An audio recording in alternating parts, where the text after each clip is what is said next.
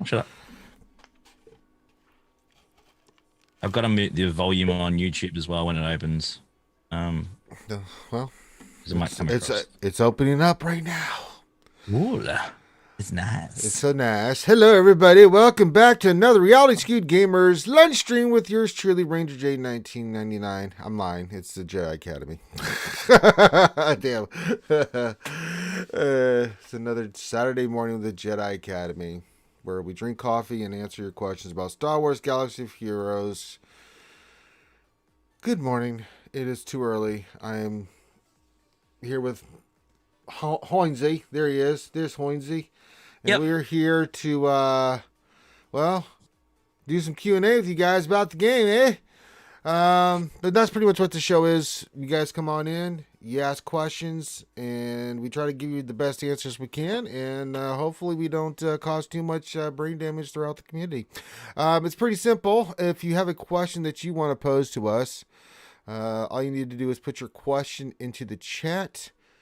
Make sure you put the word question in front of your actual question statement because I use Nightbot as a filtering tool. We need a filtering word for that said tool, and we just make it. We keep it easy. We keep it easy. We keep it simple. We keep it easy for you guys. You just have to put the word question in front of your actual question statement, and hey, voila, we'll get your question. Now, if you don't do that, most likely I'm going to miss your question, so I can't help you there.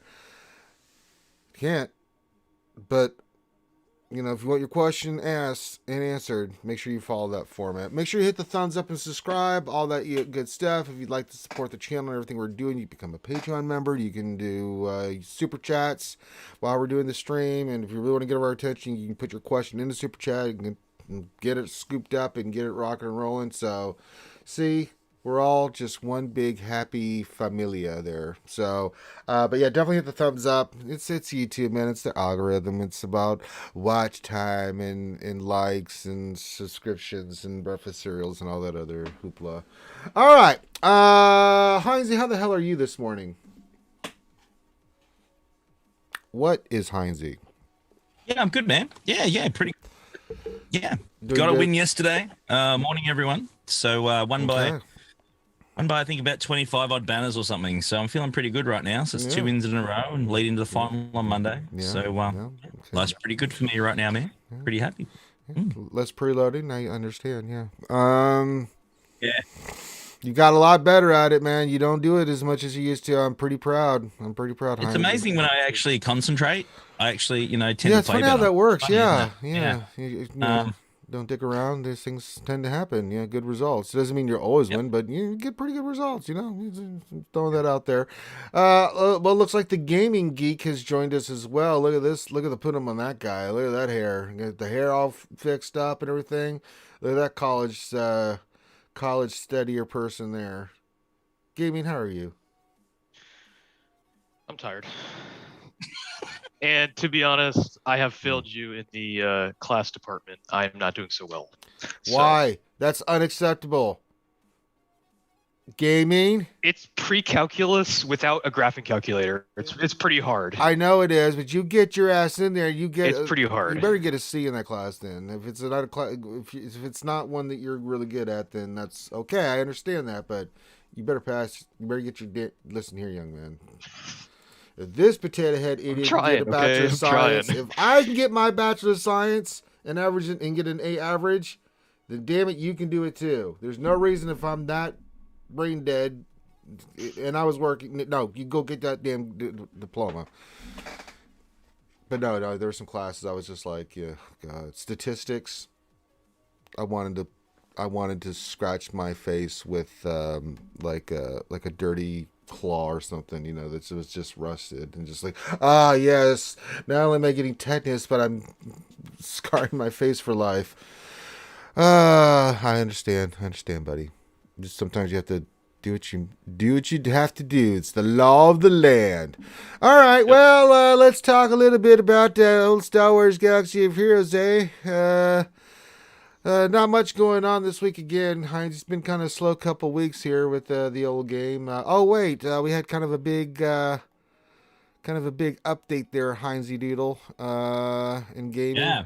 Yeah, had a couple of things happen. Nothing flash, nothing special. Just a few little things, like a new relic level and a new territory war map with a shitload more teams in it. Yeah. Sorry, I should have bleeped, but that's my bad. But that's that's how a lot of us are feeling right now. It's pretty full on, isn't it?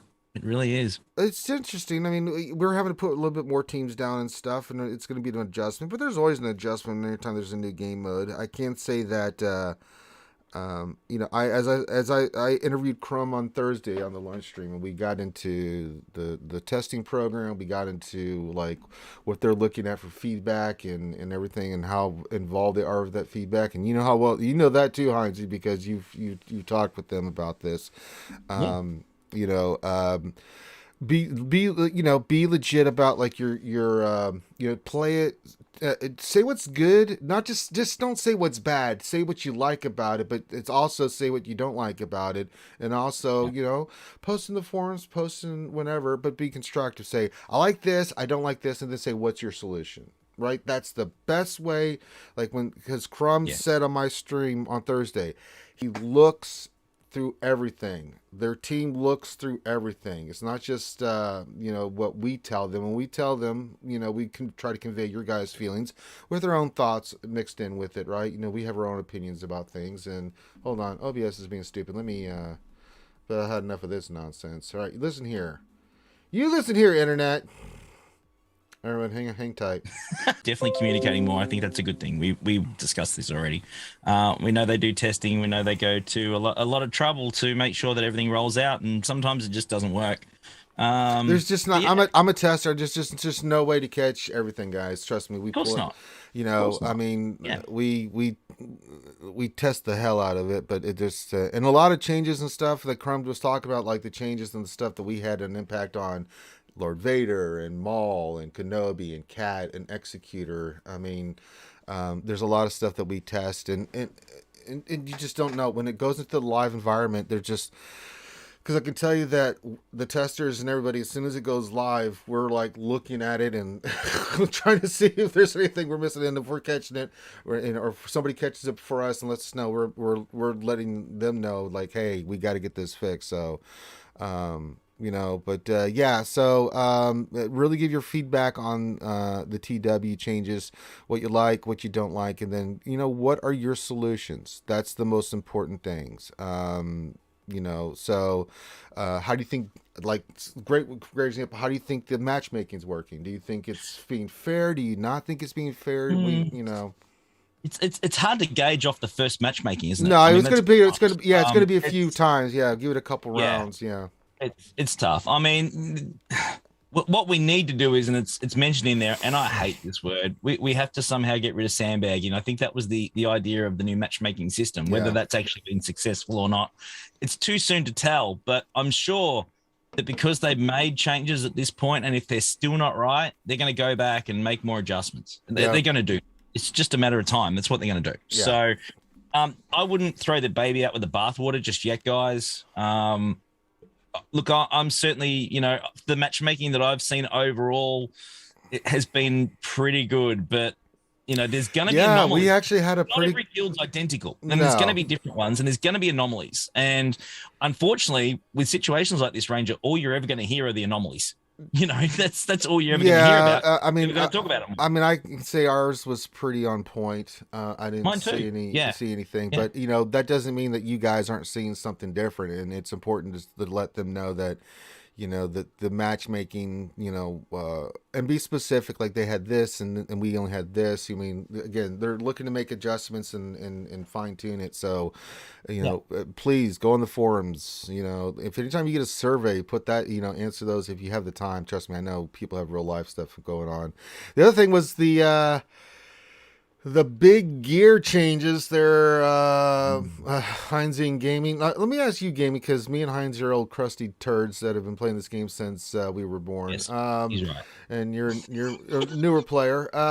What do you think of the gear changes? The initial, it's just one of phase of many to come. What were your thoughts on the gear crunch, the gear changes that they're looking to do? All I really heard was that they were adding gear to like daily objectives. A little bit more than I didn't hear that. anything else about that. Really? A little bit more, yeah, a little bit more than that. You fill me in on that?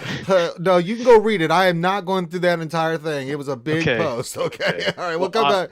We'll come back to yeah. Gaming Geek. Yeah, you please Let go me read look this that. up. It was a little bit, yeah, a little bit more than that. Yeah. What'd you think, Heinze? Yeah, look, any, and this is stage one. This is stage one. Let's be clear. This isn't the end. There's still more to there's come. more coming. But, there's a lot more coming.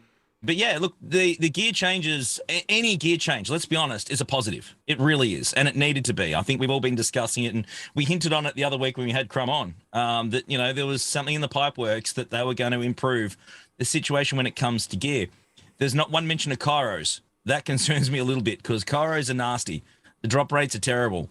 That I hope in the next few phases of the changes they address that. I asked him on the when I was with him on Thursday about Chirotex again, as he said he couldn't get into it. He's never going to tell you about future stuff, but you know that everything's being looked at, addressed, everything. So everyone's going to get more Kairos. Everyone's going to get more stun guns. Everyone's going to get some more golden eyeballs. They're the three main things we're all struggling with. As that droid, all the daily challenges, adding droid collars, stun guns, all that stuff. I was like, that one change alone was like 100%. Yeah, and we, you know, we all need it, especially newer players like our boy here. You know, Gamer Geek. I mean, look, any way of getting new gear into this game available to us has to be a good thing. Yeah. And then, of course, that got offset by the release of Relic 9 5 minutes later, which wasn't ideal. Yeah, and I asked him about that too. I think and I could be wrong about this. One, they're being very conservative with the release with 9 and where they're doing it because they don't want it to get out. You know, they just want to be conservative with the release. And the other thing was, TW, it looks like that's the game mode that, we for the longest time, we've all said this, TW was a dead game mode. It just was not exciting. It was boring. Nobody really cared about it. Now they've kind of put an emphasis on it. It's a good way to put emphasis on is to put the next highest relic gear piece in there. They're also making you work for it, Ranger, by throwing those extra teams in. You've got to, if you want it, you got to work for it. That's okay. I'm okay with it. One, I mean, I think that we'll look at it. Which level of gear you have to be for, one of the things I heard about and I brought up to him was the guilds, how this was going to affect guilds, and they're looking at that too. So they may adjust again once they get some more data. Again, this is stuff that you guys need to convey to them. And I really brought that up to him about, a lot of guilds are already starting to freak out. This is going to be more of a time crunch. What are you going to do about the time crunch? They're looking to adjust things, and there's a lot of stuff that they're looking to do. So because I'm like, can't put us, especially guild officers and us, if you're going to make TW so important, we got to pull back on some other things. It's always about time in this game. We don't want to spend that much time. If you're going to keep adding more time in the game, people are going to get burnt out, and we don't want that. And Crumb agreed. So so there's a lot of stuff, but I mean, listen guys, if you have questions about that, feel free. I encourage you to go watch the Cubs Twitch stream. He also did a video, I think, on YouTube with the actual interview with Crumb. Go back and listen to that. If you haven't checked out Cub's stream the other day, I don't know if he did a YouTube video yet. I think he might have he got a whole bunch of guild leaders together. Yeah, it was really good. You should go check that out. And then on the Thursday on the lunch stream, go check out the lunch stream from this past Thursday with me, because I really asked a lot of these questions for you guys to Crumb. So you guys can get some information from that. But my most important thing that I can tell you guys is play it, do stuff, be constructive.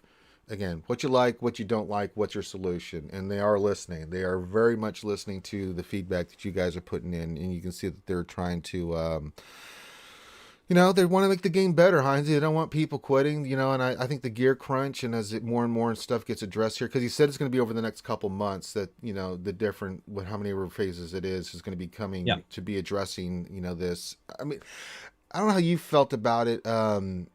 I had some people, top end players that were like, okay, kind of. I mean, we need to get some positivity back. That's what we need. Let's be honest. It's been a pretty tough road with announcements lately. Every time announcements come out, it's been pretty hasn't been pretty stuff to hear. It really hasn't in a lot of cases. No, it hasn't. It's been very The negative. gear is really the only positive we've had in the last couple of weeks. Yeah. And that ain't enough yet. Considering everything else that's been going on with the changes to war, changes to Relic 9, obviously the game balance changes we've had recently as well, which, we know had to happen. But we know that they're not going to do any more. That's a good thing. So, it's been pretty rough. It's been pretty rough lately as a player in this game. And yeah, you are going to lose people when you make these types of changes. There's no doubt.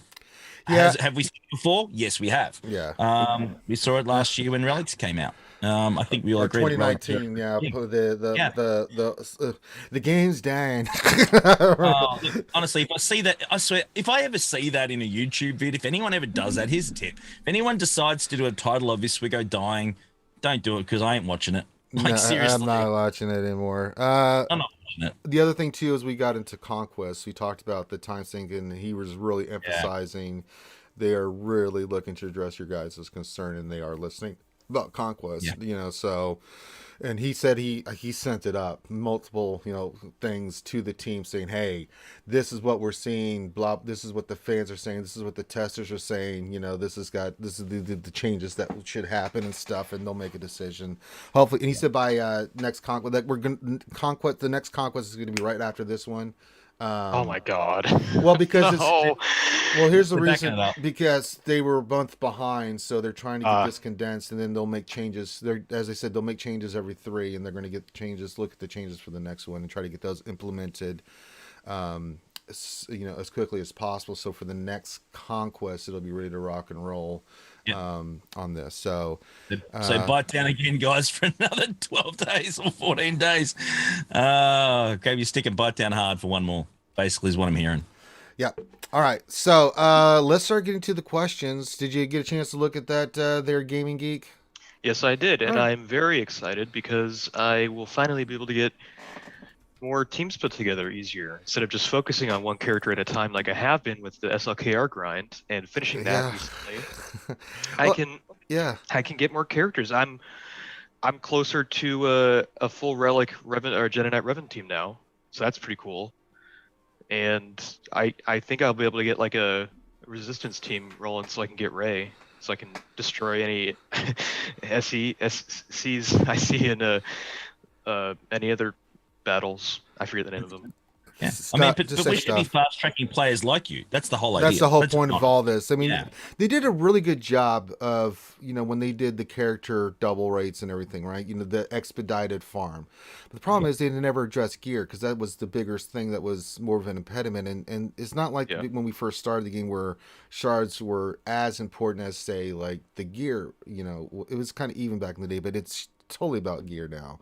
At least let players like yourself, like gaming, to get to Relic 0. That was been my biggest thing that I've been pushing for, half a year now. Like, please, we got to address this. Can we do this? I gave my solutions and ideas, and other people have given their ideas. And that was the thing that I think that was, if you want newer players to feel like they have even a close resembling, and there's more to do, obviously, they got to feel like they can catch up. And I don't think any, I mean, me and Heinze, I think we both can agree we're in-game content players, that we want more people to get caught up. It just expands 100%. I mean, come on, we got to have it. We got to do something for free to play too. There's more to do as well. So all right, let's get to these questions, because they are coming in hot and heavy off the presses.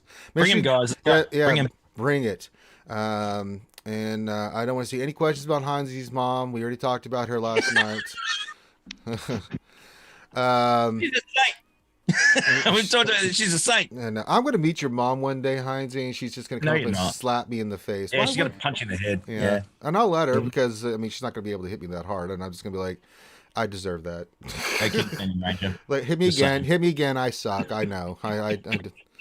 Here's Grid. He said a lot of shit too. Smack him too. He deserves it. We both deserve it. Oh, he definitely deserves a good whack. It's like, he said more than I ever did, so hit him more.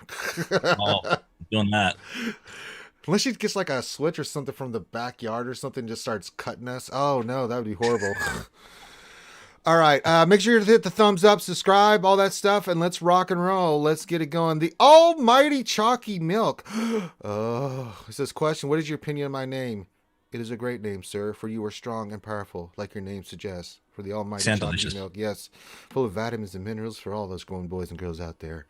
Mm. The Dr. JoJo 1984. Love the name JoJo. Oh, such a great anime. It says, question, how can my 360 million GP guild beat a 420 million GP Japan guild? You really don't. Yeah, no. But you're so, screwed. yeah, so, I mean, again, these are the matchmaking things we need to hear, we need to know about.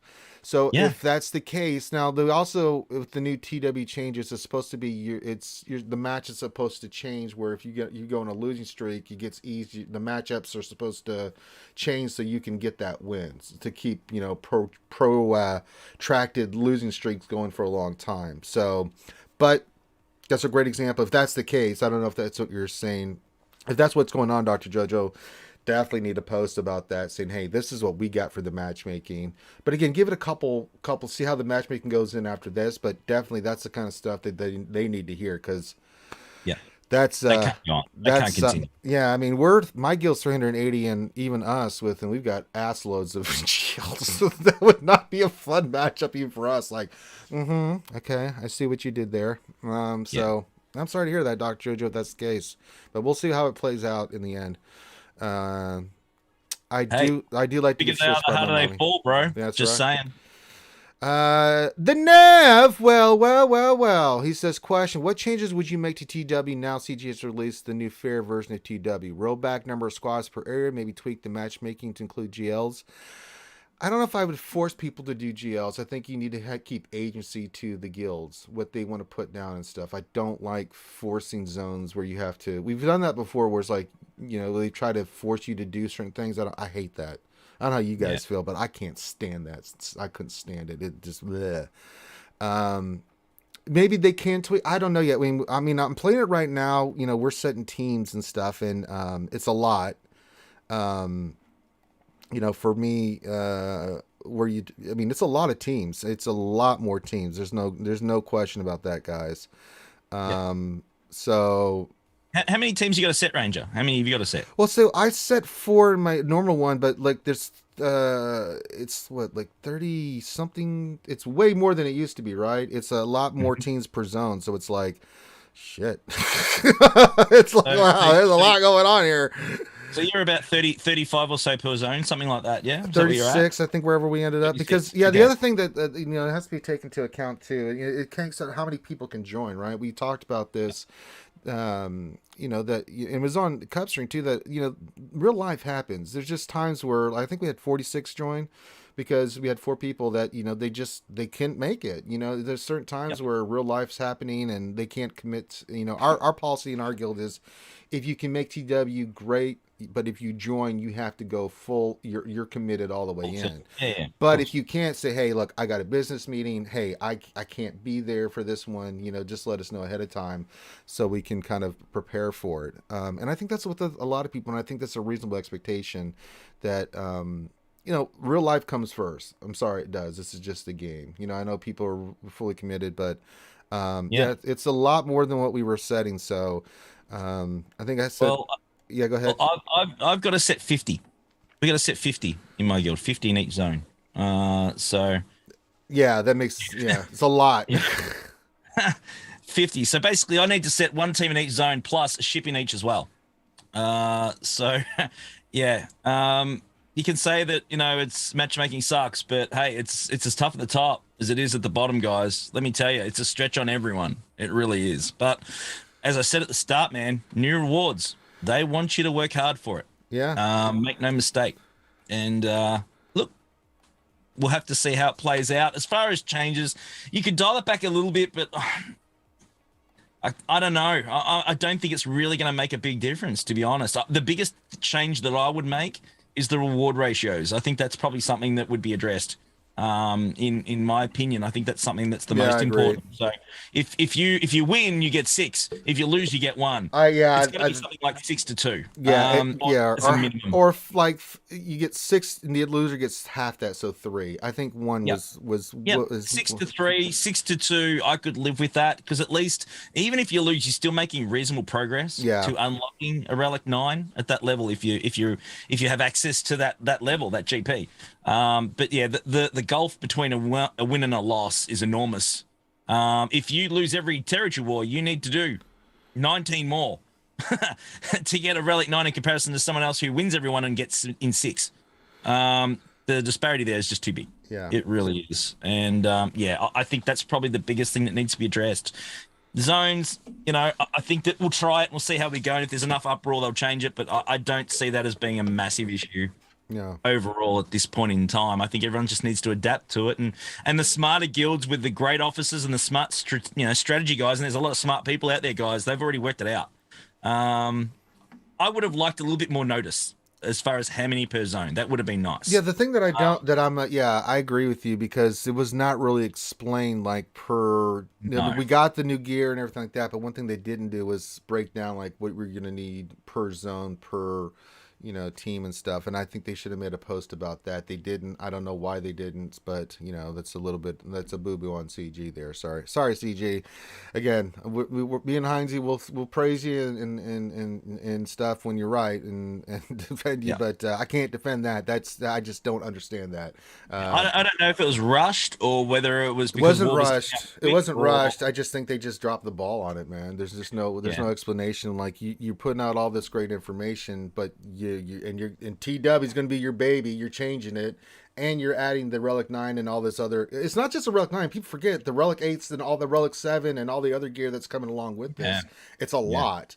But to not give people an idea of like what's going to be in per zone and how it was going. I mean, they talked about the matchmaking, which was fine, and some of the stuff on that, but you didn't really give guilds a heads up. And we really need to have these guild leaders and guild officers who are goddamn legends that do this stuff. They need every bit of information before something like this drops because they're the ones that got to coordinate. They're the ones that have to plan. They're the ones that have to deal with it. So yeah, I would have liked to seen a post specifically on or a spreadsheet, and just give me a paragraph explaining like this is how it's going to work. That would have been kind of nice. I mean, they've released tables before, in a forum post, just saying, "Hey guys, change the territory wars coming up." Didn't even need to mention Relic 9. Just say, "Hey guys, we've been talking about changing the zones. We're changing it up. There'll be announcement on other changes soon, but prepare for so many in each zone if you're at this GP bracket." That it's simple, FYI.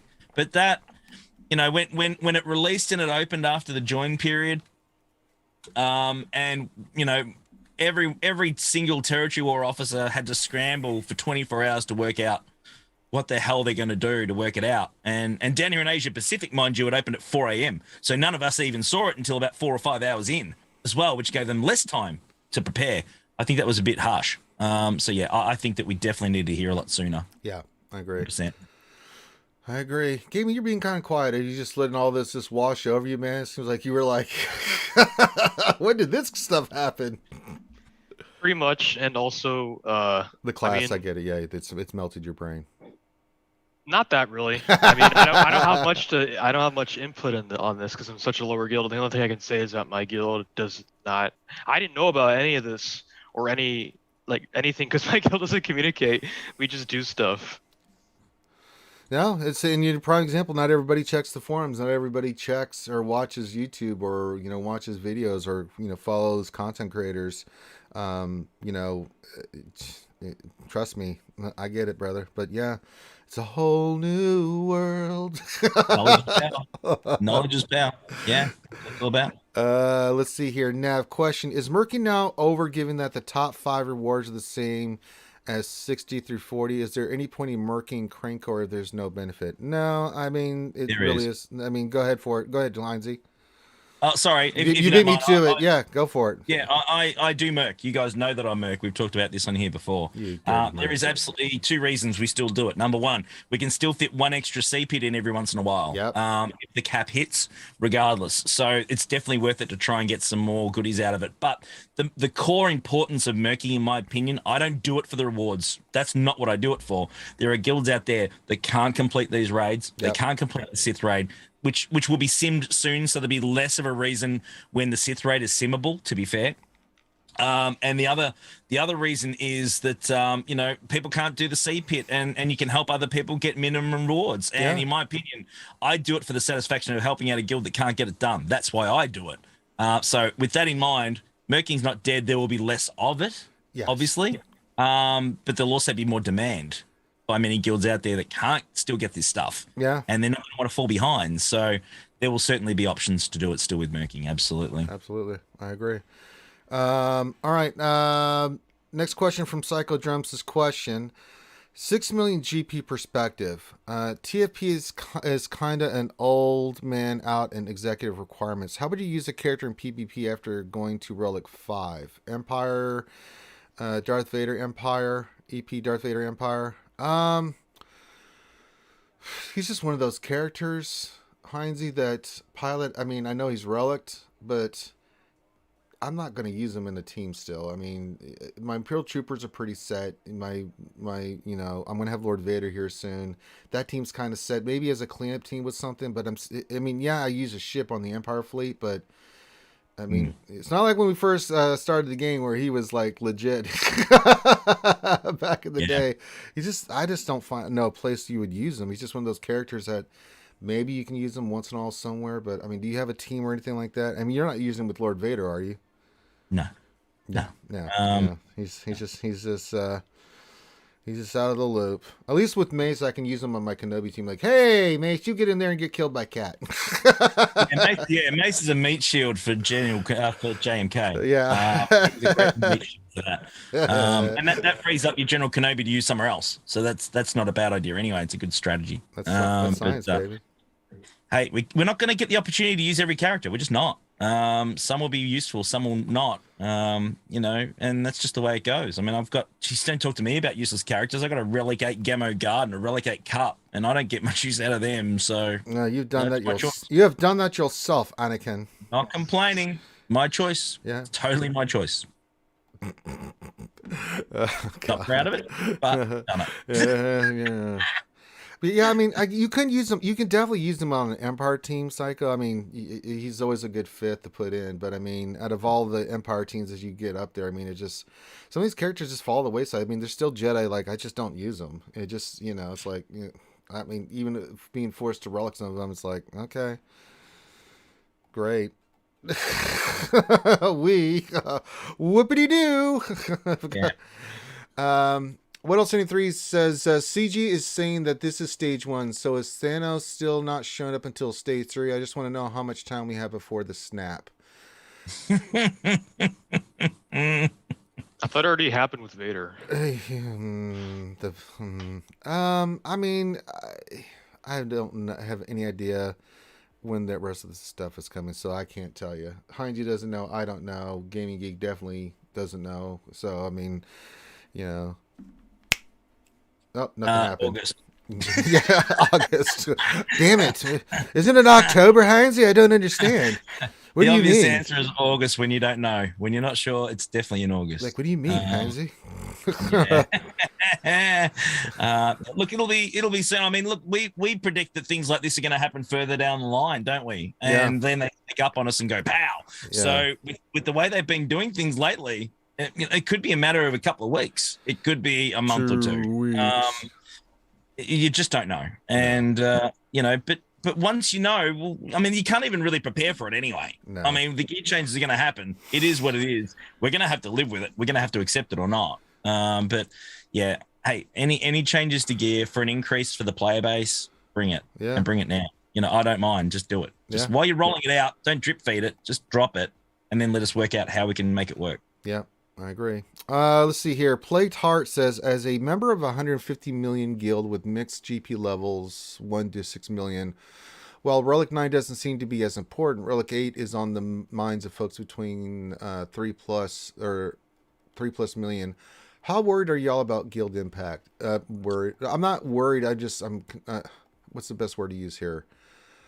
I want to see what you guys think and what's the impact going to be. I'm not worried or concerned yet because I don't know what the impact is, because I think you have to be 300 million, or what was the Relic 8? 300 million? Yeah, 300. I think 300 or 320, something like that. Relic 9 was 300 million plus. I think 240 was the Relic 8 on the arrow magnifiers and stuff like that. So yeah, again, it's important to know. I want to see what, again, your guys' feedback's important, to me and to Heinz and the stuff, and because I see Relic 8 more important than Relic 9. I really do think it is. I mean, Relic 8 is important. Yeah. But yeah, let's see what happens. I talked about it with Loki again last night on the Grizzly. It was fun, and we had a really cool chat about it. And we looked at the stats. We've looked at the stats for the last few days from 8 to 9, and a lot of them just are not worth it. They're just not. So I think the majority of people should focus still on Relic 8. I agree. And you're certainly going to do by the time the majority of people get around to doing a Relic 9 character, we're going to have a clearer view on which ones have been most effective by then, honestly. Right. And there'll be more videos coming out. So just don't take a Relic 9 if you've got stuff ready to go and just drop it willy-nilly. Do your research and make sure you get it right, because this stuff here is not cheap. The resources you need, the same as a Relic 8 plus the extra stuff to do it. There's no discount on Relic 8 materials to do a Relic 9 character. And with that in mind, be very, very cautious on which ones you choose if you're going to go to the 9 track. But in the meantime, get to 7 and 8, and that will make them more than serviceable. Sorry, JoJo's sending me the Japan, that actual matchup. Cool. So I can get, JoJo, if you're listening, send that to me. I just responded to you in Discord. Send that to me so I can send that over to Capital Games and say, all right, you said matchmaking. This is our first booby. Yep. I don't know if it's first booby, but I'm like, this happen still. So I just want to make it so that they can get, they can see it. So, all right, let's see. They can't think something they don't know about, guys, straight up. So, I mean, that's just with good everything. Stuff. Yeah. Thank you for sending that. Jedi Master Super Mace Windu. Question: is Crumb Thanos? If he was, the world would be a better place. I mean, it's not true though. He doesn't have a nutsack for chin, so no, he's not. No, I'm afraid not. Don't be jelly. Oh, well, he's got hair. That's why I'm jelly. I'm pissed off. He's got hair. I just saw that. I was like, gaming geek here. I just saw that question as well. I feel very, very uncomfortable. Let's see here. Plagued Heart says question. No, we did that one. Okay. I saw Dexatronic say something that really hits home. Is it a question or is it a statement? It's a question. Okay, we'll get to it then. Okay. Yeah.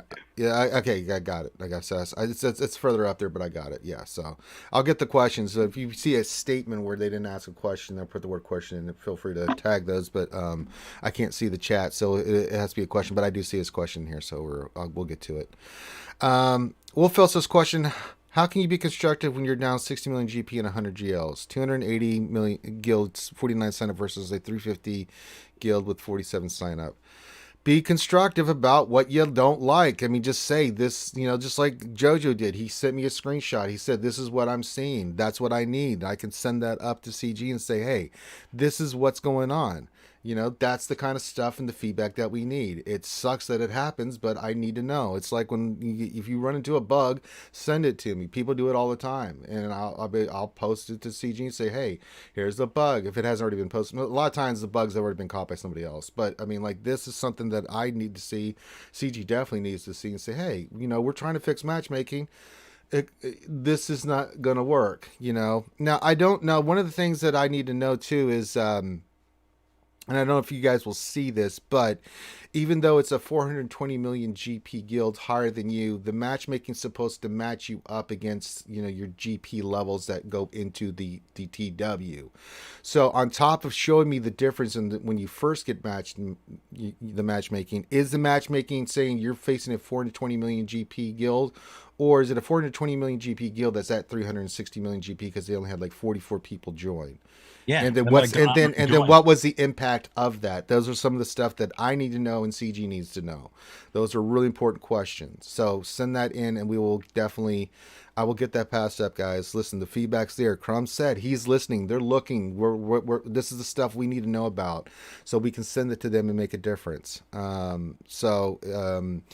If you can see that, I know that's important. So please do send that. Please, anything you can see. Not like Judge sent me a screenshot from the tool that shows the actual guild matchups, 420 versus 360, but send like, what did they actually sign up with? Was it 420 or was it 360? Still important. I still think the matchmaking needs to be looked at, but yeah, send this in, guys. This is the stuff that we need to do, and I will send this in. And the more information I can pass on to them, better. So please do that. All right, and what is happening? Why is my stupid YouTube chat is being stupid? Hold on, son of a bitch.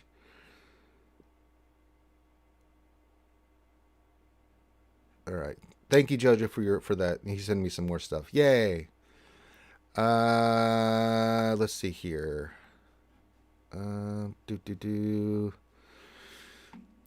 Epic fails question. So Relic 9 Slow Drip is a pack already and millions of dollars while all of the players are 1 to 5 months. Won't this kill Arena's fleet with Relic 9 Piet and Arena Jedi Master Luke? Well, from what I can see, Heinze, on this, I don't know if you talked with Loki about this. Just the Luke thing's a bug. That was unintended, so they're looking at that. That was posted in there. Isn't it fixed? Yeah. I don't know if it's been fixed yet. I haven't seen I haven't looked at the forums here this morning. I believe it's been fixed. Yeah, and then Piet one is something that's a bug too, or something that's unintended. So again, testing it, but it comes live, and then it's like, okay, they're not going to catch everything, but it's good that you guys caught that and they could fix it. So, but the thing is, Relic 9 Slow Drip is a pack already and millions of dollars, while all other players are 1 to 5 months. Won't this kill Arena fleets? No, I don't think it will. No. This is not making that big a difference, guys. It really not. It's just not. And a lot of people are finding that, if they're taking the Relic 9, and Loki talked about this last night, especially if we're talking Executor, Relic 9 is actually worse than having a Relic, a Relic 5, Relic 6, Relic 8, Piet. So the lower the Relic level, and this will probably be addressed at some point, the lower the Relic level, the less successful that fleet is. So don't stress so much on Fleet Arena to start with. It's just not going to make a difference. I mean, I kind of do it like it's like, maybe Piet goes off faster eventually, or if they get, I don't know. I mean, but like, yeah. I look at it like when I have a Relic 7 versus a Relic 8. I'm just like, okay, they have one more Relic level. Even when I'm doing like Relic 5 or 6 versus a Relic 8, like I faced a Gaston the other day, it was all Relic 8 with my Relic 6 and, CLS team, right? Still beat its ass, still won. Yep. So, I mean, yeah, it is. And, and so let's talk about Relic 9. We already know that they're going to put Relic 9 in packs. They're going to try to make money off of it. It's what they do. It's supposed to be that way. I mean, I'm not too thrilled about the price. It's $150 for one Relic 9 piece. But, I mean, I'm not surprised by it. It doesn't bother me. It's like, okay, this is how they're going to try to make their money, because in-game content and other people are that's how they're going to make money. I don't know how else to put it. I mean, whether you like it or not, that's where gear is where the money is. And Relic 9 is the end game piece that people are going to have to either spend or you wait. You don't have to spend. I always tell people this. You don't have to spend. Like, there's nothing on this planet. Like, if you decide you are not going to spend for Relic 9, I can try to say anything I want. Once you've made up your mind, you're not going to spend. So... you don't have to spend on it right away. I mean, the only thing I can see that would be advantageous to Relic 9 are two things at the moment. Obviously, Jedi Galactic Legend Luke, Relic 9, huge increase, even post nerf. He's my first one. I've already done it. My choice. My first one is Galactic Luke.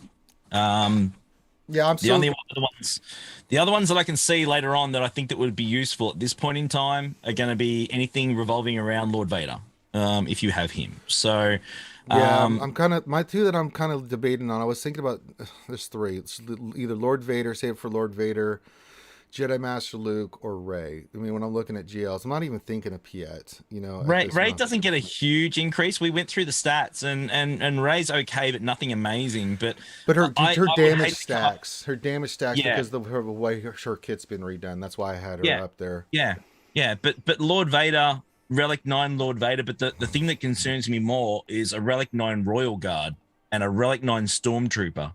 That to me is going to make that team really, really tough. Right now, even more so when Maul comes out soon. Yeah. That's gonna make it that will be disgusting. So if you're looking at a Relic 9, guys, it's gonna be end game use. You're not gonna use it on anything less than that, honestly. But yeah, they're probably the main two that I can see Relic 9 as the main yeah, priority for. it's hard to stomach $150 for one piece because Relic 8 was 249.99 packs. Now it's three. I mean, Yeah. I'm Whale 73 kind of says now Relic 10 will be $100 per pack. He's not wrong. It could be. I mean, it's a little price point, but also if you guys, not a lot of people buy that pack. I mean, trust me, the financials will come through and they'll be like, okay, maybe that was a little too much. Not as many people bought it as we thought. You know, that does have an impact on like price points and how they try to charge for this stuff because it's even hard. I can't. It's too much even for me. I'm like, damn, $150 for. I mean, it was kind of hard, but I was like, okay. I mean, it's $100. It's 2 packs. They get some other stuff, but this one I was like, no. Like this one's like, no, I can't. This is gonna be a hard, tough pill to swallow. You know, I mean, gaming. I know you're not even close to even interested in spending that kind of money. You're Hell just a no. college student, so you focus on Yeah. school. Darth Sign 1972 question. Our guild is at 385 million GP. We have to set 50 teams each zone. Holy hell, I know CG said we would have to play some more teams, but wow. Thought from the panel. This is something we've been begging for. We said we wanted to have, because here was what was happening TW. Heinze Gaming, Yep. it was becoming a GL battle at the higher Yeah. end. It was just everybody would have, you'd have 1 or 2 zones that was like something else, but it'd be like CLS or something along those lines. It just became TW was stagnant. I think it's like GAC. You have to play some more teams. I think it's been good for GAC. The negative impact on GAC has been how the changes to GLs, but not that we had to play some more teams. I think that's added a little bit more to each of the divisions and stuff. I mean, how do you feel about this? I mean, you're placing 50 teams, Heinze. I mean, is your guild overall? I don't think that's the issue with TW. It's the time for the officers. It's just the gear that's been the bigger. So not so much how many teams we're placing. Although now that we are placing the teams, how are you feeling about it now? Yeah, I mean, I've set my teams. I mean, you have to work around it. You're going to have to cater to what you have, and now it's a bigger stretch of your roster from a guild perspective. And for those people that like in GAC, we know for some time now, you've actually had a benefit if you had a lean, trim roster. You've had a fair benefit and advantage for a long time in that game mode. This is going to be the absolute opposite. If you have that depth in your roster now going forward, you're going to be in a better position. And for what I call them the fat rosters, they're pretty happy with the changes. But like any game mode, guys, we have to remember this: you're not forced to do anything. Don't sign up. If you're into it, and if you're not into it, don't sign up. And if you want to be a part of it, and you feel that your guild is certainly not to the same level, then maybe it's time to certainly look for another guild. And I know a lot of people play with their friends, and that's their choice. But no one's hitting the join button for you. If you want it, great. The Relic 9 materials are great if you can get them. They're not a game changer. Not like Relic 7 and Relic 8 are. Relic 8 was a huge game changer. Relic 8 was a big game changer. Relic 7 up to that. Those to me are bigger game changers. Relic 9 is definitely not a game changer.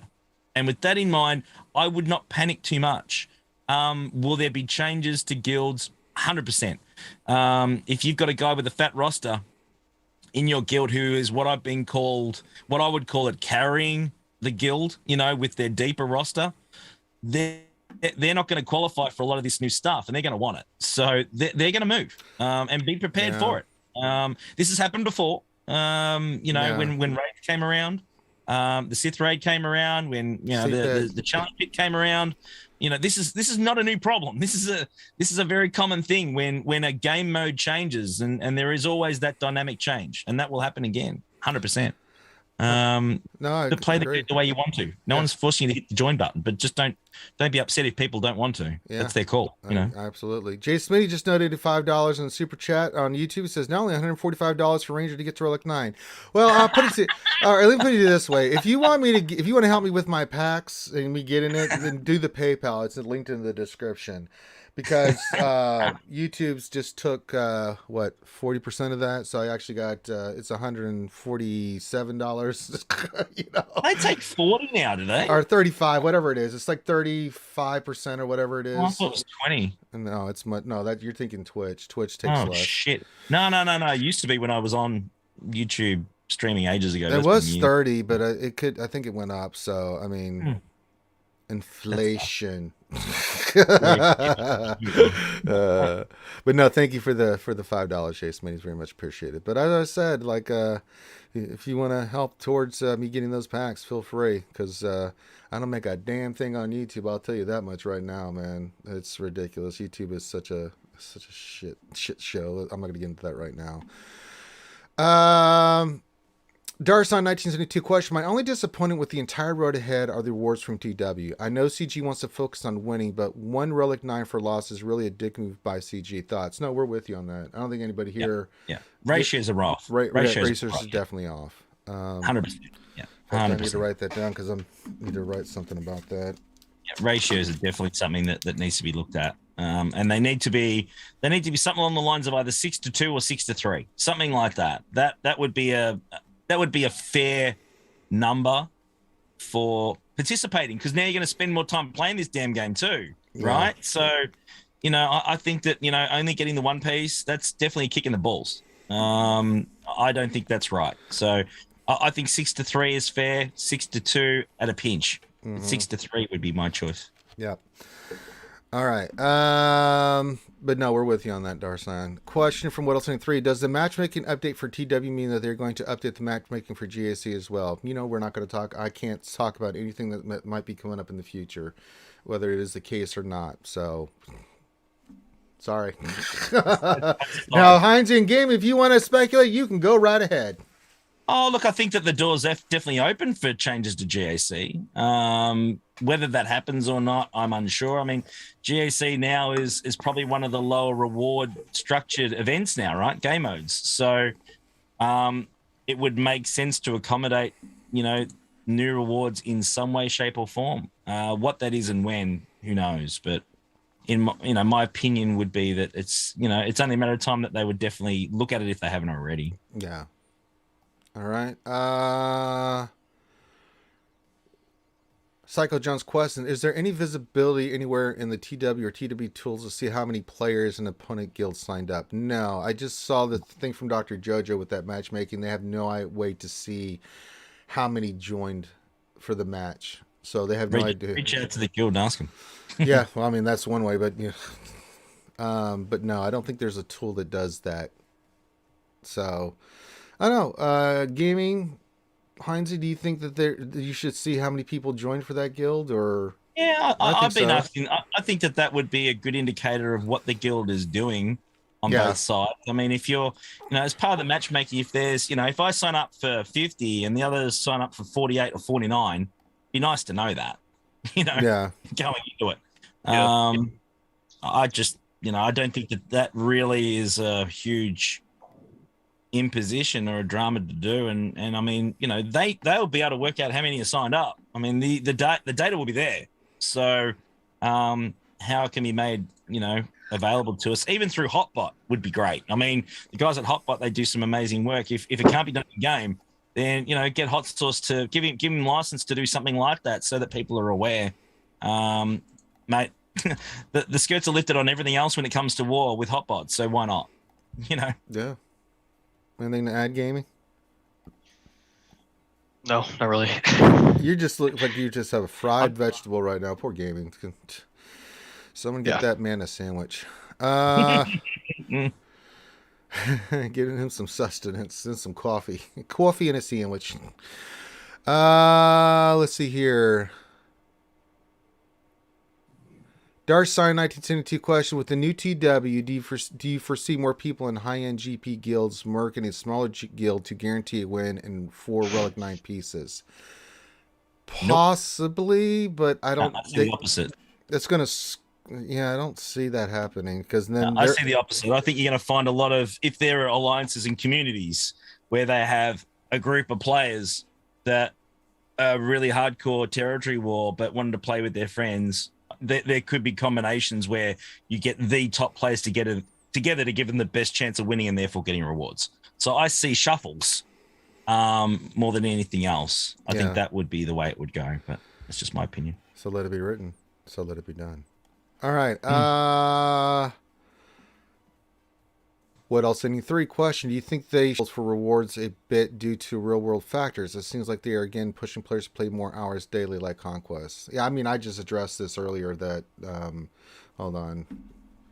OBS is freaking out a little bit. What is going on?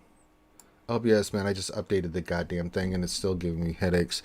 No, I mean, they're looking definitely at the time and, quality of life, Heinze Gaming. I mean, that's a big factor in this game. The amount of time, and I said to Crumb on Thursday, people are concerned because if you're going to have them have to spend more time in this game mode and you've got Conquest the way it is and the other stuff that's going on with TB and, GACs and things of that nature, I mean, you're going to get people burned out. And his response, we don't want people to be burned out. I'm already mostly burnt out. I'm just planning on ditching this game and going to the Star Wars Hunters if it makes it. Well, yeah, I mean, I've heard that. So, I mean, Hunters looks more like Overwatch to me. I mean, it looks okay. I haven't seen any gameplay for Hunters yet, so there's a little bit in some trailers, not too much. Not much, and until I see that, that game being played and stuff, I mean, I'm not going to just go. I mean, I've played games where I've gone blindly, but it's not going to get my excitement up. But even then, like even when I was doing Battlefront 2, it's just a different game mode. So when I was done with SWGOH stuff, I go, all right, I'm going to go shoot people in the face in Battlefront 2. Yeah, it's going to be nice. Yeah, get relieved of some of that stress, hey? I hope it's good because we want more Star Wars games to play. Absolutely, right? I mean, let's be honest. Definitely. I mean, we want it to be good. The concern is certainly not having the core characters in that game. That to me is a bit of a concern off the bat. Yeah. If they go in with the the characters that are unknowns, I don't think it'll have the same type of traction as it would if they had in the characters we know and love. Yeah. But we'll have to wait and see. Yeah. I hope it's good. I do. I want it to be successful. And the open world game as well. I mean, we're getting KOTOR. We're finally getting some stuff. So there's definitely more games coming along, which is cool. But yeah. Just say it. Repeat after me. I blame Finn. And then all your troubles go right out the door because, TW, you don't like it, blame Finn. Yep. Matchmaking, you're not happy about it, blame Finn. Works for me. Heinze's been drinking Foster's because he didn't want to, but he had to because he lost a bet. Doesn't work for me. He blames Finn. It's like I do blame Finn. It's Finn's fault. He made me drink it. Stupid ass Finn. So and it still tastes like as well. Let's be clear.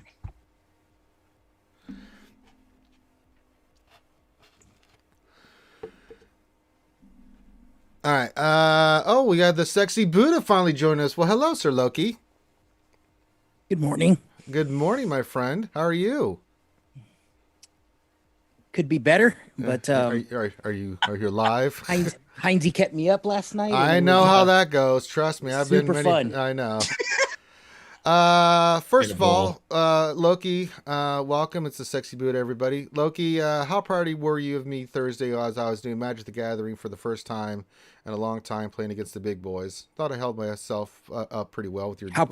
Dude, I'm super proud of you, man. You killed me on the second game.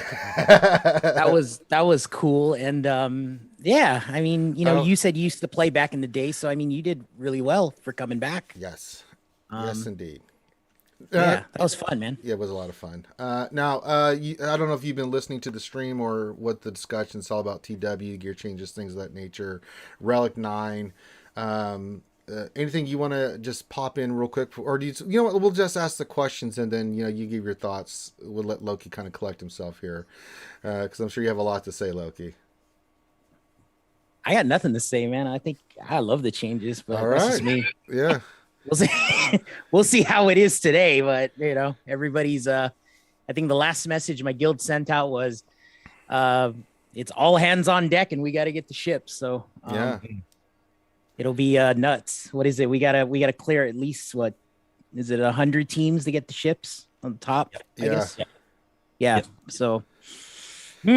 We'll see. I mean, it went from 2 walls to 4, or it went from 4 walls to 2 walls, right? Yeah. So, and then you still got another 4 walls once you get the ship. So I know, it's right? It's a lot. I don't know. We'll see. It's a lot. But I know this is one thing you were wanting, is to be able to place more teams down, just to expand it out. I mean, that was your big thing, wasn't it, Loki? Yeah, absolutely. I think with our rosters now, I think we can field this. The issue we had, and I spoke about this last night with Heinze, was they just didn't increase the attack phase time. It's still 1 day. Yeah. So you basically, I don't know. I mean, it's 500 teams in 24 hours, which is that sounds a little insane, but we'll see how it goes. I guess it just depends. If your opponent goes a little soft, then yeah, you can steamroll their map. But at the Division 23 bracket, you got to expect, I don't know, 200 GLs or whatever. So it's gonna take time to grind that stuff down. My 2 big gripes is, one, it's the attack phase time, and then if you got a guild with multiple players from different time zones, I mean, they're gonna be struggling because Heinze, I mean, what? Territory War is going to start. What time is it your time? It's going to be like 4 a.m. Starts at 4 a.m. here. That's a problem. So I'm going to be 5 hours before I even look at the map. I mean, that's facts. I mean, yeah. And also the other side of it as well is that, when it finishes, it's still 4 a.m. So I need to attack. I lose easily 8 to 10 hours in attack phase because I'll be asleep. So that's the selfish Heinze, Asia Pacific player down here having a sook. So I'm not thrilled about that. Lucky I'm a bit of a night owl, so I'm going to stay up a bit later anyway. Because I do want to do my part for my guild. But yeah, dude, I would like to see if possible somehow, I'd like to see it where the attack phase is like a territory battle phase. The 36 hours, just to give it a little bit more breathing space. Yeah. As a minimum, that would be great. If that's possible. Logistically and calendar-wise, I don't know if it's possible or not. But if I had something that I could ask them for, I'd ask them to stretch out the attack phase. I'm not worried about setup, just attack phase. All right. That would be pretty helpful. All right. Jay Smitty just donated another $5 with the super chat. Says, there, now you're less than $145 with YouTube taking their cut, smartass. Just kidding. No, I'm not coming at you, Jay Smitty. I'm just saying YouTube, where they get their cut. I'm having to go at them, not you, buddy. I appreciate the additional $5, my friend. Very much appreciated. But no, it's just YouTube, man. They kick a huge. They suck. God, they just suck the blood right out of me. Oh boy. Skywalker Vader, a good Canadian friend there, says, question. Good morning, gentlemen. Good morning, Says, with Relic 9 out, what mod combos are you farming now? Anything different? Thanks. Any changes you guys are doing with your characters with mods with Relic 9? I think Heinze, you said not really. Yeah. I'm not really. I'm going after defense now at the moment. My defense is sorely lacking. Something that certainly I neglected going for speed, which I personally had a large speed deficiency for a while now. Sure. So I've been working pretty hard on that. But yeah, I've got to flick my attention across to defense as well and cycle between the two, which I'm thrilled about. We did talk about that as well, didn't we, last night, Loki? And he's pretty pissed off. He's not farming speed at the moment. Yeah, I'm farming Ranger's secret that he's been farming for the last 5 years, which is defense. Hey, I wish I could send you some of my mods, Loki. I got plenty of them, man. They're just sitting there ready to We go. all need them. I got plenty. Don't you worry, Loki. I got If you put your account on the auction block, I bet you'll get a premium. They'll now, be like, wow, look at all those defensive mods. Oh, yeah. Yep. And he actually hit some speed. Defense is the new speed. Oh boy. Yeah, I feel like all the tanks as we get more and more Relic 9 out in the wild, you know, all the tanks, I mean, we usually traditionally mod them with health, right? But we're figuring out that defense is the way to go on those. Even though you sacrifice a little bit of health, but the armor goes a long way. And you know, like the Lord Vader team right now is like turning into a timeout team, which is super annoying. You know, if you can put a bunch of armor on your tanks for Lord Vader, that team is just going to sit there and sit pretty. And you got to chop it down, maybe like 2 or 3 shot or something like last night. I mean, Mole Pills put a good FU defense on me that we were playing around with. And he did have a Lord Vader that I had to 3 shot. So it did its job, you know? So, yeah. Yep. Dexatronic says almost 100 people watching and 30 likes. We can do better. We can do better. Hit that thumbs up, folks. It's top of the hour, doing some more questions here. So let's rock and roll. Gundam says, question, can we call the TW changes what they really are? All they are is a way to create frustration to try and force people to spend money on gear and or shards to get more teams up and running. I've never heard of the philosophy that if you frustrate people more, they spend more.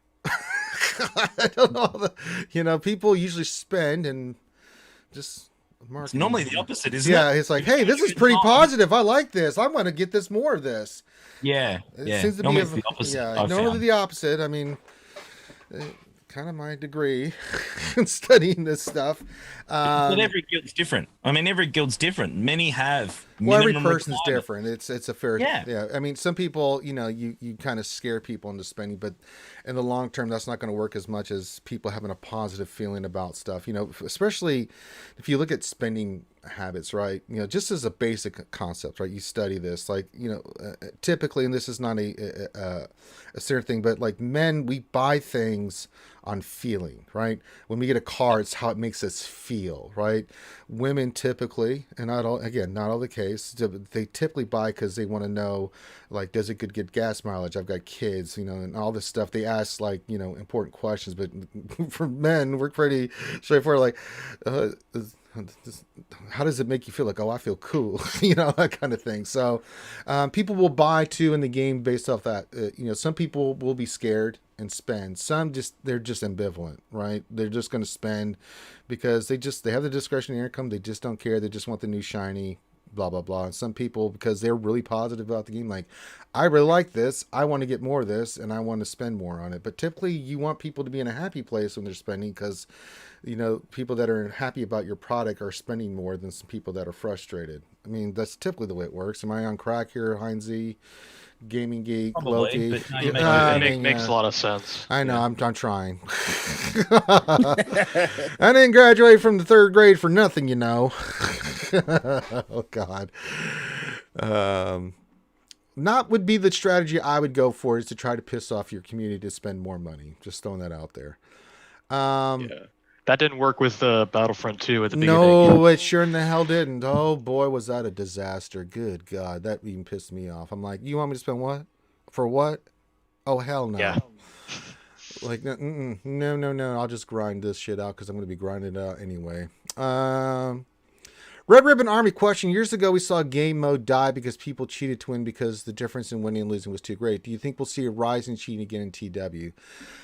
I don't think it's just TW. We're still seeing cheaters trying in GAC. It's, you know, it still happens. They've been cracking down on it as best they can. I mean, it's really important you guys report this, but if you think there's cheating going on, you got to report it.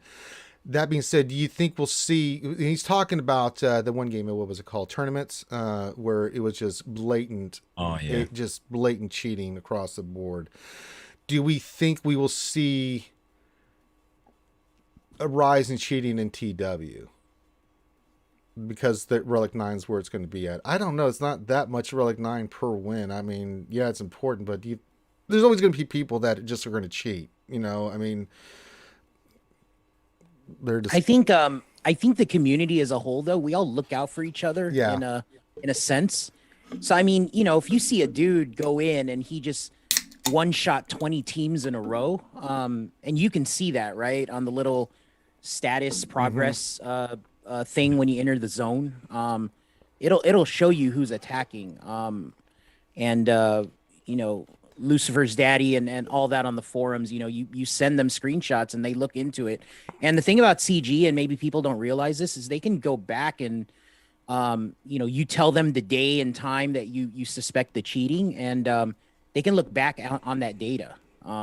So that's something they have the capability of doing, and I've been reassured that when I've submitted for cheaters on the forums. So I think yeah, there's a window to do it, but there's also a catch-all system in the community where with GAC you can watch it on SWGOH, right? You can kind of tell that the counter looks sus, but then Territory War, maybe they don't have that system in SWGOH, but you take enough screenshots and you raise the issue up to CG and they'll look into it. So and the thing is if you're the one cheater in a guild of 50, that's going to look bad on you as a player. There's been some high-end players that have gotten banned from this game who are whales, and I'm not going to name them, but they were in big guilds and they got banned, and we didn't think they would get banned, but they did.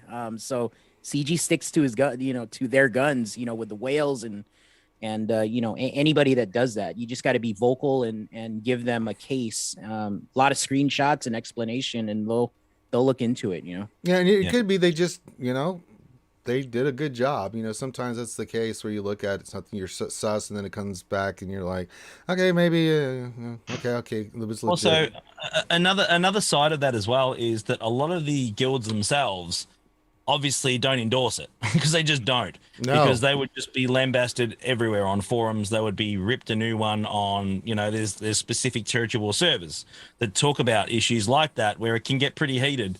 If there's someone does something out of place and it's really blatantly obvious, it gets pretty hot. Oh yeah, you saw that with what was it, Zareth that did that whole report about who was it exactly?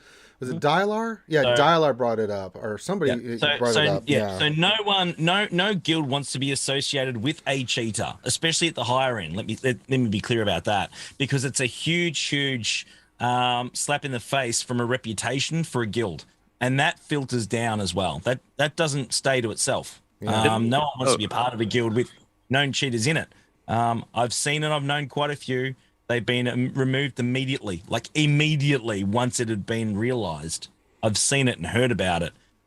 So look, I mean, we certainly need to keep vigilant ourselves. But if anyone's cheating, players will find out. There is a will, there's a way. Don't do it because you will get busted. You may get away with it for a little bit, but you're eventually it's going to come back and bite you in the ass because that history's there. That history is there.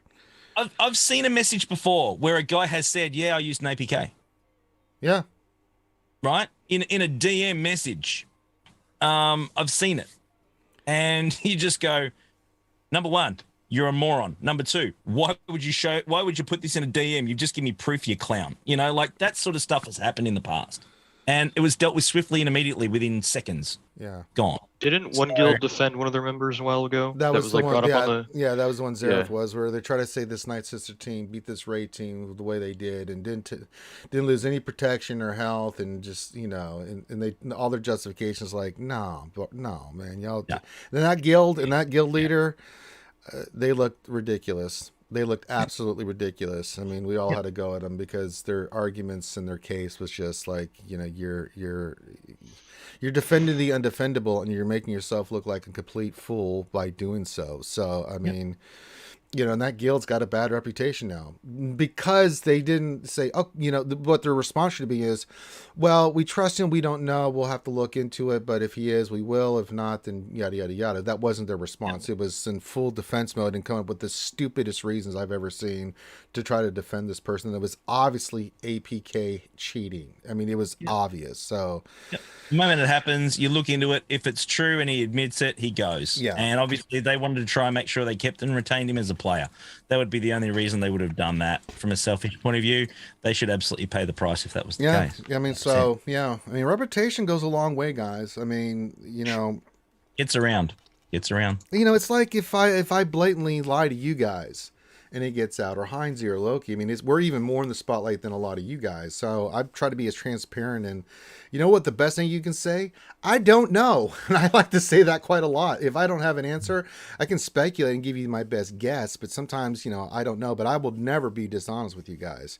I try to be as transparent with. I mean, shit, I'll let you guys know what I'm doing in my daily life. I mean, Loki, Heinze does. Logan, we were like, yeah, today I was on the hill. I was cutting trees down. It sucked. It's like we're pretty transparent. So I kind of like that plan of action more than trying to lie. And I mean, and I just, I don't have any room in my heart for cheaters. I just don't. We got to stamp that shit out. I mean, if I there's don't. anything, there's no justification. Yeah. There's no reason. You can give me. I mean, I can understand why you may do it, but it doesn't justify it. Like you can say, look, I just, I was trying to catch up. I felt the pressure. Hey, we all make mistakes, and if you own up to it and you take the hit and you take your punishment, then you'll actually be cooler in my book than if you try to fight it or just lie about it even more and stuff. And then I'm really going to be like, get the hell away from me. You're garbage. So, but yeah, there's no room for cheaters in this game. Go ahead, Gaming. How does CG go about like banning? Do they just do like IP ban? They don't discuss. They don't discuss. Oh, it. that's true. That makes sense. Yeah. They don't tell you what they do or how they do it or what they look at or anything. There's just certain things that we'll never discuss, and because they don't want them to know how they go about doing stuff. It's just like I think gaming. Go ahead. So when Arnold got banned, right? It's like they banned the account. Is what they do. Yeah. Yeah, they just so that whole what was it? It was the was it China that banned like you can't play it over there now because of the whatever the EA agreement or whatever, like they don't allow those app games, so they banned all those accounts. Yeah, it was something like that, and yeah, they literally just banned the account. You can't even get in, so all the progress is lost. The whatever you relicked and hoarded and whatever, that whole thing is gone. You just can't get in anymore. So that sucks. You did it yourself. I don't want to hear any whining or complaining. If you cheat, you got to seek responsibility and take responsibility for your actions. You want to cheat? Hey, you got to live with that stuff. And it's not worth it. I mean, it's just not. All right. Will Phil says, question, should they have held off on the TW changes till after the gear changes? They put the cart before the horse, in my opinion. Give people time to build to the changes. It's a fair point. I mean, I can see this argument. But they wanted to get TW changed sooner rather than later, and they wanted to use it as a mechanism for introducing, again, not just Relic 9, but other gear pieces as a part of it. Now, there's some things we've talked about it, but do you think this is a legit question? Do you think they should have done all the gear changes first and then wait like a month or 2 or 3 for Relic 9, introduce the new changes to TW? Do you think that would have been a better route to go? What do you guys think? Way better. It would have made it way easier for me, to be honest. Okay. Loki, Heinze? Sorry. Yeah, look, I think that really we should have found out about the amount of teams we're setting in the zones before anything else. That should have been the priority. The gear changes, even for territory war, could have been announced with the gear changes that they made in the post. It wouldn't have mattered as much. Relic 9's too soon. We all believe that. I think that, it's just way too soon. But the good thing is it's not a massive game changer. That's a great thing. So I'm more happy with that and a little bit more relieved now that it's out there in the wild. That's not as crazy as we probably in our minds thought it was going to be. I think that a lot of people were thinking that all Galactic Legends at Relic 9 are going to be disgusting. Well, some are definitely better than others. So I don't find that being a huge issue, but yeah, I think for the sake of guild officers who, let's remember, these guys do it voluntarily. Yep. Territory officers and planning, to give them 24 hours to get their head around how they're going to fill a zone with 50 characters or less or whatever, one character per zone, one team per zone for each player. Basically, I think it works out to be roughly, doesn't it? We should have known about that sooner so that they could get their head around it. Instead of throwing it on them, was pretty harsh. All right. Yeah. Psychodrone's question statement. Things said it best on the lunch stream. They need to future-proof TW squad changes for more teams to over the next year. Maybe they could have a cadence for increases more often. That's a good point. You know, it's been a while since we had any. It's been a long time since we've done anything with TW. Do you think we should have more of a cadence, like they do for, like, say, Conquest, where they're every, every 2 months they look at TW and say, okay, this is what we got from all the feedback. We need to do some more changes here, make it a consistent thing until they get it to where they want it. Do you think that would be a good idea? I think that's not bad suggestion. I I think there are a think few that's changes I that think need to that's be what they're made. gonna do. Yeah. Oh, I'm sorry. Go ahead. I'm sorry. Go ahead. No, go ahead, Loki, and then we'll go to Heinz and Gaming. No, I agree with you. I think by them throwing more rewards in Territory War now, they've elevated this game mode to, I think it's tied now with Conquest, right? In terms of the premier game mode. Because wherever they put prizes and rewards like this level of rewards, that's a premier game mode, right? Like the Crankcore was supposed to last a lot longer, I think, and the community beat it in a couple days, probably in the first hour, right? Everybody figured it out, to get that Relic 8. But with Relic 9 and who knows what's coming, but they put a bunch of loot boxes and the Relic 9 in it, and that tells me it's on par now with Conquest. I mentioned this last night that it's smart of them to do this now because they now have a scalable game mode that can't be beaten. The end boss is the top guilds. That's your boss. That's your Crankcore. So the guilds are going to continue to farm and better their rosters and better the guild, in that way. They basically put Relic 9 behind scalable bosses for the next, for the life of the game, which is a good move on their part. Yeah. All right. Dextron says, question, the TW changes have caused my 350 million GP guild to completely disband, and so I'm quitting the game after 5 years. Will you guys miss me? May the force be with you. Of course they're going to miss you, Dexatronic.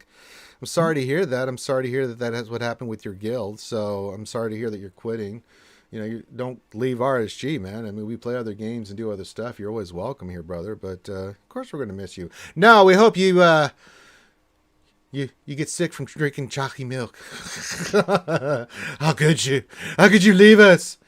No, we all reach a breaking point. I've talked about them many times in different games that I've reached a breaking point. If this is it for you, man, then I'm sorry to hear it. I don't want you to quit. I think I think things are starting to go in a more positive direction. But if this is your breaking point, I understand and respect it, and we'll miss you. I think I think you're a hell of a player, a hell of a person. So, but don't just hang out, and there'll be other games, and just keep with the community, man. So,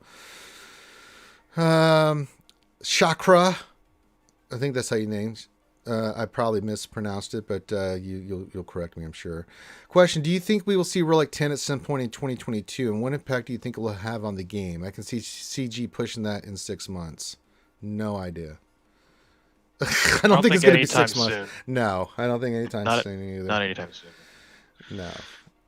Anybody think it's coming in 6 months?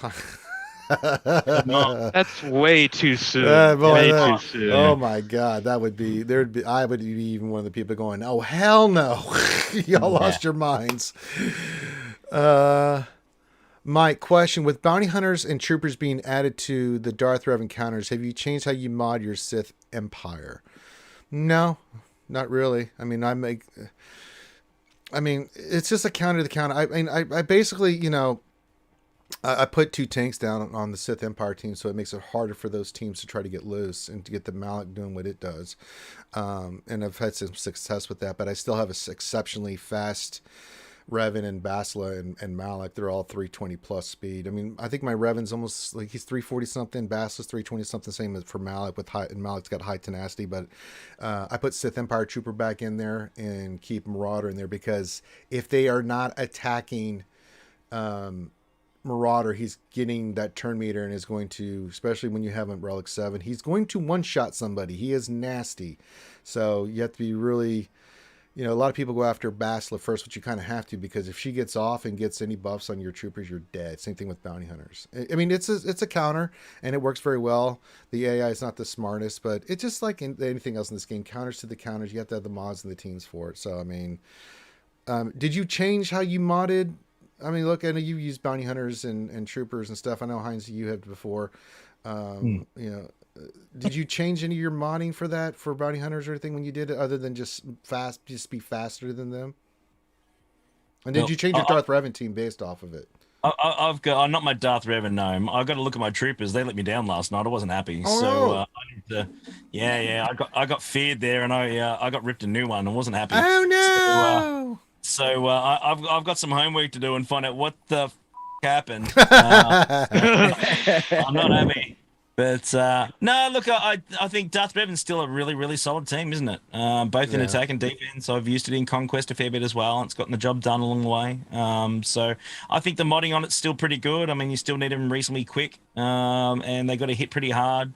And yeah, Basti, you try and get it as fast as you can to get that meditation out, and it's still pretty solid. So no, I think pretty well the same. You know, business as usual when it comes to that team. Yeah, absolutely. Yeah, I want to just throw out there too that if you want to block those counters, it's not really the modding, it's the actual team you put on defense with Darth Revan. So I've been experimenting with you can check my GAC history, but I got holds with I started putting like L3 and Nest with Darth Revan, Basti, Malik, right? Like that's a counter to, like, you're basically trying to block troopers, right? You can't block them all, but when you scout your opponent, if they got crappy bounty hunters, then block the one counter that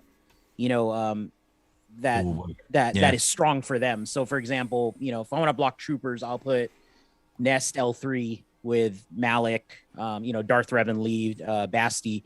And then if they just have you absolutely covered on all the counters, the one YOLO that actually got me a hold like last week was you can bust out Maul lead with Darth Revan, Bastila Shan, Fallen, and Malik, and then like Sith Marauder, right? So then you're Maul lead gives DR another 25% turn meter, I think, which if you have a 350 DR, it gets them to like 420 speed, which nobody's going to outspeed you with that. So if they bring their troopers in, they ain't going first. If they bring their bounty hunters in, they're not going first. And you just, they have to weather the storm from all that AOEs and everything like that from a Maul lead. So I would look into that, and those are other options, especially if you don't have the mods for it, but you can use other tunes to block other counters like that. So I just want to throw that out there. All right. Let's get to the next question.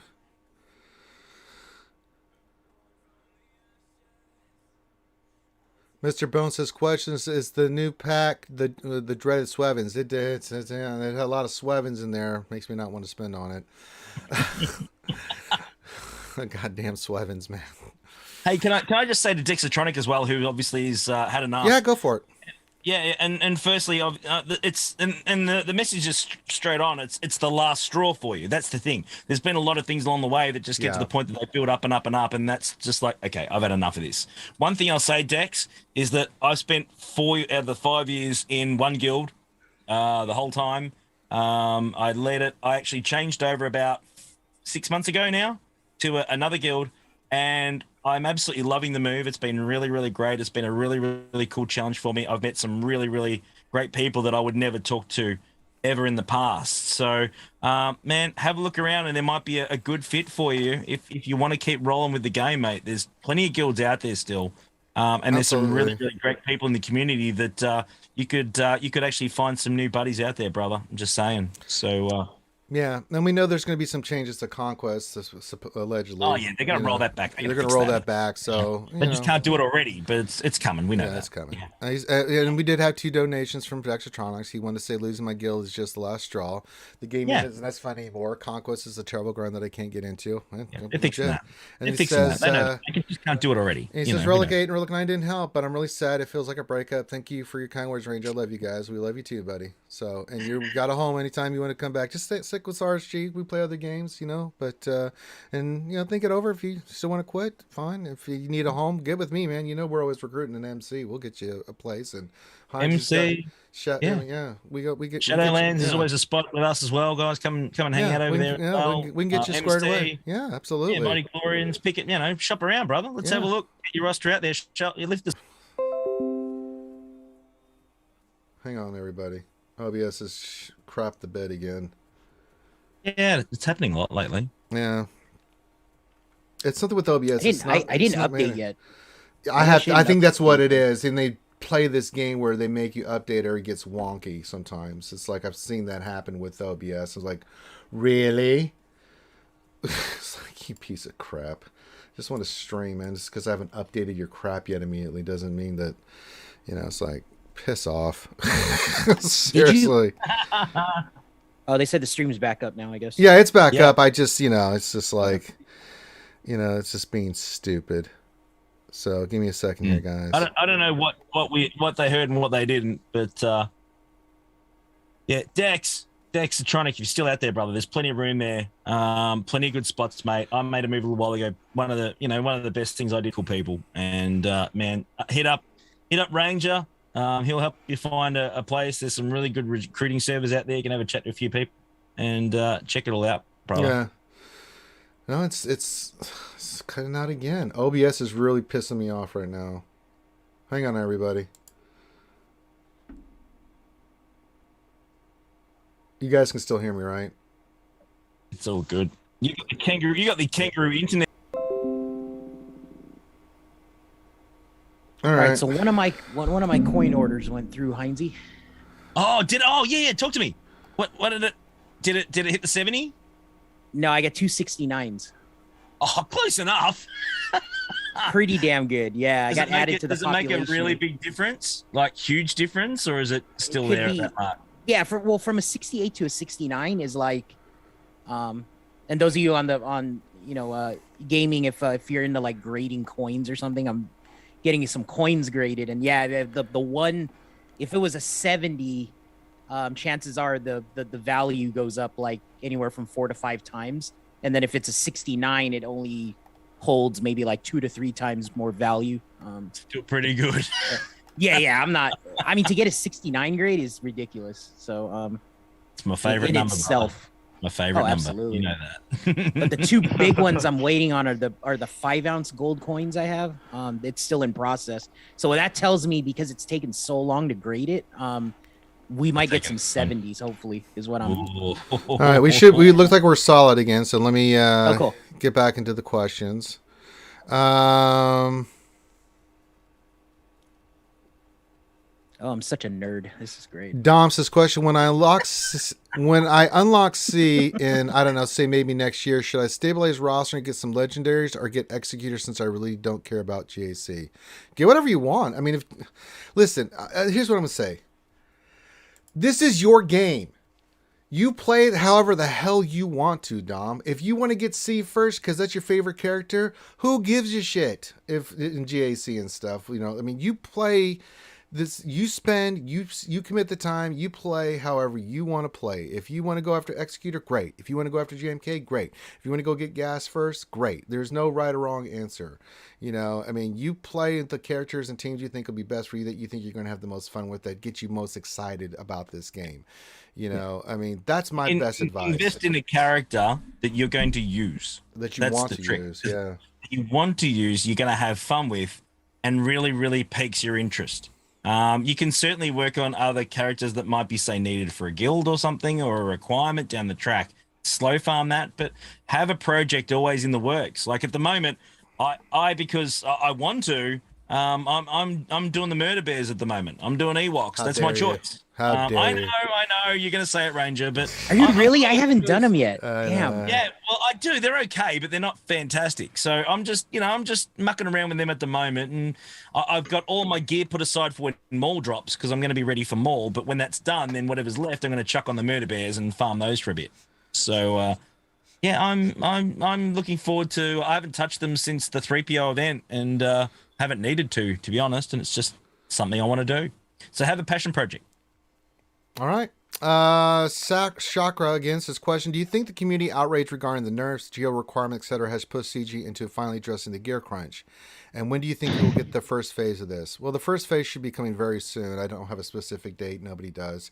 But no, I can say, because Crumb said this on this stream the other day, that gear crunch is something they've been looking at since they did the double drops for the characters. It was just a matter of having the discussions and with the team and everything to figure out what they want to do, how they want to implement it, and then there's a lot more to it. So this had been way back that they've been looking at this. So, Well, that's good to know. We talked about that on the Thursday interview with Crumb, about like, this has been something on their radar for a bit, but it's just a matter of, there's a lot to it, so it's easier to talk about stuff than it is to try to come up with a plan and execute it. And then how do you execute it? What's the balance going to be and things of that nature? So no, this had nothing one to do with the other. Plagued Heart says, question, outside of Lord Vader, have you seen any impact of Royal Guard rework, considering bumping him to gear him sooner in the sea farm? Yeah, what do you guys, I don't have him quite there yet. Mine's like gear 12, but I mean, Loki, Hoinze, you say anything with that old Royal Guard? Yeah, I'm using him mainly in a Lord Vader team. It's where I'm using him at the moment. But remember, he's still a ship pilot as well. He's a pilot for the Emperor shuttle. So, certainly a good option. The Zeta, I believe, really makes him good, if I'm right. I think that certainly helps too. But I only use him with Lord Vader, and he's a bit of a brick wall, as Loki was, and I was discussing last night. He's a pretty nasty unit now in a Lord Vader team. I wouldn't be using him anywhere else. All right. Let's see here. Let me look here. Come on. Jay, hey, what's going on, Jay? This question, I'm going for Lord Vader. About the time when Maul is out. Hey, I'm doing the same thing. Says, do I need to plan a Relic 5 Royal Guard to make that team shine? It's not going to hurt. Man, it doesn't hurt. I mean, it's not a be all end all thing. If you got Maul and Lord Vader, I mean, Jesus Christ, you can just you'll be fine. You could put Shore Trooper in there and be like, yay! Shore Trooper goes okay. I mean, Royal Guard is a real mix. He's really the mountain you want, but you don't have to have him. If you got Maul and Vader and they're sitting at Relic 8, I mean, enjoy yourself. Mod depending, but I mean, you're gonna have some fun with it. Have some fun. I think you'd be okay. Han Cholo says, question, with CG saying they're going to add more gear to daily challenges, did they say if they were taking some out? There was no mention of any removal of gear. They're just adding more, is what I understood it. I don't remember anything on the posting where we're removing this, but we're giving you this kind of thing. I don't think we got real specific details yet, do we? No, we didn't get specific details, but from everything I saw, I was like, yeah, there's this, but we're also adding this. They said that about all, like, just not just that, but like, more rewards and with the changes to the raids and then conquests, they talked about like how they want to increase, not take away from anything that's already currently out there. So it could be, I could be wrong. Wouldn't be the first time, won't be the last, but that's the way I understood it and the way it should be going. So, Lee Boca, question. Good morning. Well, good morning, sir. Says it may not affect endgame players as much. Is there an algorithm to where you place your reinforcements for ships? I feel my ship game would improve if the play wasn't RNG. No. Well, there we go. It's RNG. Yeah. We've been trying to manipulate that so long. The only way you can manipulate it is if you want this one reinforcement to come in, you put one reinforcement. That's it. Yeah. That's it. Yeah. Normally, a lot of people and I've been setting less teams as my reinforcements on defense, even with my my Piet team on defense in GAC. I only still have 2 reinforcements to make sure those 2 come out and to give me the maximum chance of it being successful and holding, and that has worked. So you don't have to fill them out because I for some reason, I don't know why, I put Gauntlet in at one point. No, Scimitar in. Scimitar is really, for Executor, that's a great ship to bring in. Yeah, but it came in first. You don't want it to come in first. Right, that's a problem. It came in for IG. Yeah, I know, for Boba Fett, you don't want that. It's like, oh, God. I'm sitting here thinking, are you for real? Seriously, he's not an Empire ship, and he's not a bounty hunter ship, and he's coming first cab off the rank. That's not cool. So, definitely there's no rule, but if you want to make sure the right ones come out, just only set what you need to make sure they come out. All right. Let's see here. What else? 3 questions. Speaking of cheating, should they do a TW report like they do for GC so we can see for ourselves the results? Yeah, I think that would be absolutely necessary, especially when it catch cheaters. I don't Yeah. see why we can't get that. I'm absolutely Yeah. on that. Don't need specifics, but even Yeah. just some sort of I don't know, just a notification, not a notification, some sort of summary, something like that would be cool. Yeah. I mean, we don't need specifics on cheaters and what, when, and everywhere else, and who, and all that sort of stuff. No one really cares No. about that. I think a lot of us from the outside looking in may question how much work is being done on the cheating front or not. I think having some sort of summary Well, going, yeah, okay, we'll never know. but okay, we banned so many over the last 2 years or whatever else, and we're doing this, and this, and whatever they can disclose would be great. But whether they're going to do that or not, I think it's a long draw to bow whether we even get that. Yeah. Palin 9 says, great stream. I love all your positive attitudes. Well, thank you. We try to be fair here. Trust me, there's times where we're negative. There's stuff like we just don't like, and we're going to speak our mind. But we also try to be positive and give solutions, right? That's just something you got to do. It's okay, as I say, it's okay to bitch. We all need to get it off our chest sometimes. If you don't like something, absolutely. I'm all about people speaking their mind about like, this sucks, I don't like this. But then I try to always come up with a point like, is there anything you like? And if not, regardless of that fact, what's your solution? If this is something you think is bad and broken, what do you think should be the solution for it? But no, feel free to be negative because it's okay. In that case, I wish they would increase drop rates for ship shards. Agree. It is 1,000%. so bad. I am like 99% to the SLKR. I just need to farm ships, and it sucks so much. Well, I think they need to do what they did for characters with ships here eventually, where if the ship's a year or older, you need to expedite it. I'm sorry. That Sith bomber and Sith fighter farm is absolutely just doggy poo-poo. After doing it, man, I'm going through that heartburn. Oh, boy. Is that Sith fighter any good? No. Then why do you have it? Why are you farming for it? I mean, eventually, it'd be just something in my back pocket. It's like, you never know. I guess. So, I mean, I've done stuff for characters I didn't want to do. Some I just did because it just completed it. You never know with changes what will happen in any arena with characters and stuff, so. Makes sense. Yeah, I mean, there's some characters I'm just like, I know I will never do anything with. Mob Enforcer, Cup. I know there's a lot of Cup fans out there, but I'm sorry. That sucker's staying at 50 and he's never going to get gear or anything. Now, if the team changes, or if I have nothing else to work on, eventually I'll go do it. By all means. But until such times, I'm very specific on why focus stuff and everything. And Sith Fighter is just another ship just in case I need it. I mean, it's 7-star, it's maxed, it's good to go in case I need another ship or something, but it's not that good. Sith Bomber, on the other hand, is quite good. I'd love him to do the Royal Guard treatment on Cup. I've got a pretty fun Cup. I'd like him to slot into a GMP team, and I'd be a pretty happy boy. I'd love that. That'd be great, but that ain't gonna happen. Yeah. That's not the point of view, people. It's not something that I'm talking. That's just me. Yeah. They should give him synergy with Jawas because he has the Thermal Detonator as well. Gross. Yeah, absolutely. Bring it.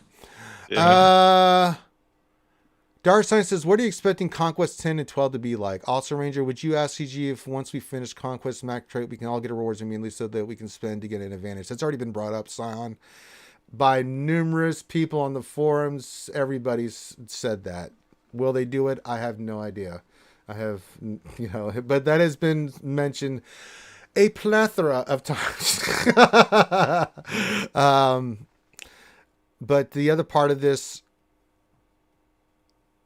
I have no idea what changes are going to be for 10 to 12. We've given our solutions. Crumb said on Thursday that they're definitely looking to do some things. We'll know before it comes out what the changes are going to be, and then we'll know sooner rather than later. I mean, it's going to happen before 10 hits, right? We know it's going to be 9's coming right after this one. Will probably be a week or two break, so probably beginning of November we'll get 10, which makes sense, right? We do number 9 beginning of this month, and then finish that, get a little break, and then they'll get into the normal cycle of these, and then we'll see what the changes are, and then we can address, okay, what did CG change? Did they listen? What do we think? And that's all we can do. Nathan's question, how would you currently rank the GLs? Boy, I've been getting this question a lot, guys. Like, so let me just say this. they're all really, really good, and some have, Yeah. and each of them kind of shines a little bit in certain areas more than others. This will be fun. All right, who do we think the number one is? I think it's still Kenobi, but I think Lord Vader and Kenobi are like right next to each other. I give it a little bit to Kenobi because he just can do more. What he does for you in Lightside TB and the raids, I think is just you can't.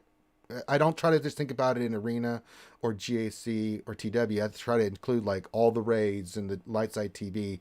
Kenobi was a huge game changer in Lightside TB for me. I mean, in my guild, I don't know.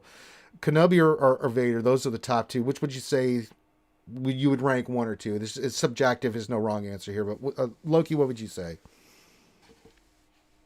Right now, I think you're right. I think all that's a tough one. I still think PV content's important until they start putting sim buttons on everything. So I want to say SLKR because of just what he can still do, considering it's an old kit. And then number 3 would probably be Vader for me, although Rey is very close. And Rey is kind of like the same, you know, in my opinion, with Kylo. It's such an old kit, but it's still dominant. She's the queen of GAC, no doubt about that. Yeah, so the 3, like the 3 and 4 spot for me are saved for Vader, and because Vader, we haven't seen his full potential yet, but the dude is just super annoying. And you know, he does well in the Crankor. He solos the Sith raid now, which is pretty cool. But yeah, the 3 and 4 spot, Lord Vader, Rey, interchangeable, however you want to do that. And then I'll just say JML, and then Sith Eternal. You know, that's how I would rank them at the moment if we want to talk about overall use in the game. So GAC, Territory War, Conquest, you know, all that. I think those are the uses. Although Sith Eternal is really good in Conquest. He's yes, you know, he's just very it's a lazy team. Like if you just want to auto everything, you can Sith Eternal pretty much anything and win, which is a nice luxury. And you can do the feat with Maul and Savage really easily with him. But yeah, those would be my rankings at the moment. Yeah, I mean, Heinze, I mean, it's just subjective. Like for me, I think JML is really, really good. I mean, people have crapped on him forever, but he's amazing against like Rey and some other stuff. He's awesome in TB. Yeah, he sucks in raids, but I mean, he's just decently great in Conquest. JML is, I mean, he is unreal in Conquest. You can just use about anything and get a lot of feats done with him. So it's just a matter of how you see it. There's no right or wrong answer. I think we can all agree, Heinze, that Lord Vader, Kenobi, you can say which one you want, 1 and 2, and the rest. Yeah, how you view them.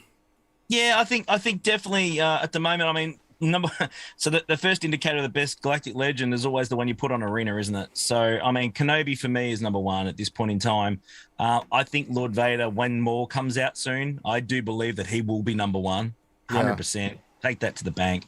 And then when you know, and then Luke after that. Definitely. So yeah, you know, Lord Vader's further down the tree at this point in time. Give or take it a month or so, and then you'll see it flipped around, and Lord Vader will be number 1, Kenobi number 2. Vader. Yeah, that's my opinion. Yeah, I think we're all kind of it's subjective, but Vader, Kenobi 1, 2. You can flip them how you value them. The rest, you know, there's no wrong answer. If you think season 3, legends are good legend guys. They really are. They all get you something, man. They're really good. You're not missing out because they're all pretty equal, you know, to each other within reason. Yeah. So you're not missing out by going one of the other ones, certainly. But yeah, if you're talking about output and use in game and the new arena meta that's going to be kicking in soon when Maul arrives, I think that's probably where it's going to be at. I love Tomblo's response to this. He says SLKR because he's fun. See? I mean, that's a great response. I love playing SLKR. You know, even though he may not be as powerful as, say, Vader or Kenobi, he's just a lot of fun. And so he may be your favorite GL, and you get the most bang for your buck. So, I like Sith Eternal as well, hitting the go button and everyone disappearing. It's fun as hell. Like, I mean, And I love Ray because I put a buttload of offense and stuff on her, and she just one shots C's. It's like, so it's really there's no wrong answer. There is no wrong answer. Any legend's going to be a good legend. Yeah, they're all fantastic. they're all good. So They all you're have- farming yeah. one and you're worried you're doing the wrong one. Don't. You're still going to have a lot of fun with it. You're still going to be pretty happy. No. Don't stress. Yeah. All right. What else? Any three says question. Lord Vader and Crankor. What phase and what's the best team? I just got his ultimate and I want to give it a go. Thanks. Well, what do you guys think? I don't have them yet, so this is gaming. Let's go get a coffee while Loki and Heinz talk about the Crankor with I used it Lord in phase 2, I think it was. Phase yeah, I 2? used it in phase 2. Got me about I didn't have a great run though, because it goes so bloody fast. Loki will know where I'm coming from with this. So I think I got about maybe 2.5 mil out of it in phase 2, I think it was. So it did better than some of the other teams do, no doubt. But yeah, I'm still finding the best way to make it work. And again, when Maul drops, that might be a bit of a game changer with the Crankor as well. But yeah, I'm getting a little bit, but not a crazy amount. Yeah. I'll throw in there the I think the best phase for him is phase 1. So it's that same Vader team. Oh, that's right. That's been around. Yeah. So what team is that? Give the specific team, Loki, for people out there. It's a Darth Vader lead with Lord Vader, and then Kylo Ren Unmasked. What was it? Wat Tambor, and who's the fifth on it? I think it was Shock T or BB-8 or something like that. Okay. So you leave C-3PO out, you don't need him anymore, and you just basically you stack the dots because Lord Vader's dots are irresistible. So you're just gonna build him up, and then you do a big culling blade. You'll get like 10 to 12, 13% or something like that in phase 1. So that's usually what I do is I'll do a JMK team. And it's like what Heinze said, everything goes so fast. So I just auto everything, and I'll get like, I don't know, 6% with JMK without really playing. And then you throw in the Vader team and hit auto again, and you'll get another 6% without really trying. And that gives you 12% for phase 1, which is good, in my opinion, for not even playing. You just auto everything. So yeah, Loki, we're both the same sort of thing. I mean, we normally knock out at that level, we knock out the challenge Rancor in about 15 minutes, 17 minutes. Something like I that. can't play it. Like if I sit there and play it, I'm gonna lose because for us Heinze, I think you just throw in as many teams as you can and hit auto. That's just it's gotten to that point, and it's pretty bad. Yeah, you miss a phase if you spend too much time just mucking around with it. I've missed a whole phase. I've missed phase 3, went straight into phase 4. It's like I hate Crankor, so I'm glad they did the flattening of the rewards because I have no issue getting 39th place if that be. Yeah, me too. Yeah. Much better. No, some people are like they don't like the changes. I like the changes to the rewards in Crankor because I think that it's a guild-wide thing. Before, I mean, it was frustrating for people that were giving it their all. They could not ever, and the guilds, it's different with the GP and stuff. They just could not get past 20. What's their motivation? I mean, at least now you feel like everybody's getting even rewards. I mean, 7. I mean, a couple people, okay, you don't get you don't get 11 or 10 or 9 or whatever, but everybody's getting 7 except for 40 to 50 they get 3.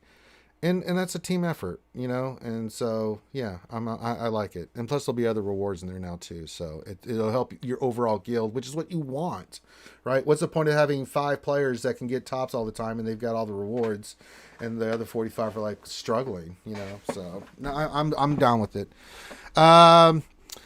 Chakra says, question, how do you mod gas after the nerf? I'm running offense and health with speed arrows, CD triangle and protection cross and circle, but I think I need to change. I've gone heavy into protection with him, and again, offense. I mean, if you can do that, because he gets up so fast and you want to make it hard to take him down with his protection. I actually run a defense set on him just so he can absorb some damage and he doesn't go down as hard and as fast. There's different ways people are doing it now. Heinze, anything you've changed on your gas or anything like that? Yeah, I changed mine around. I went offense and a defense set. Sure. Bit of both. Just definitely made him a little bit more tanky, very heavy protection. Sure. That's the way I feel. I know there's and like I think we talked about it last night, didn't we, or the other day? We talked about how there's a few different ways of modding gas. In I think one of our chat.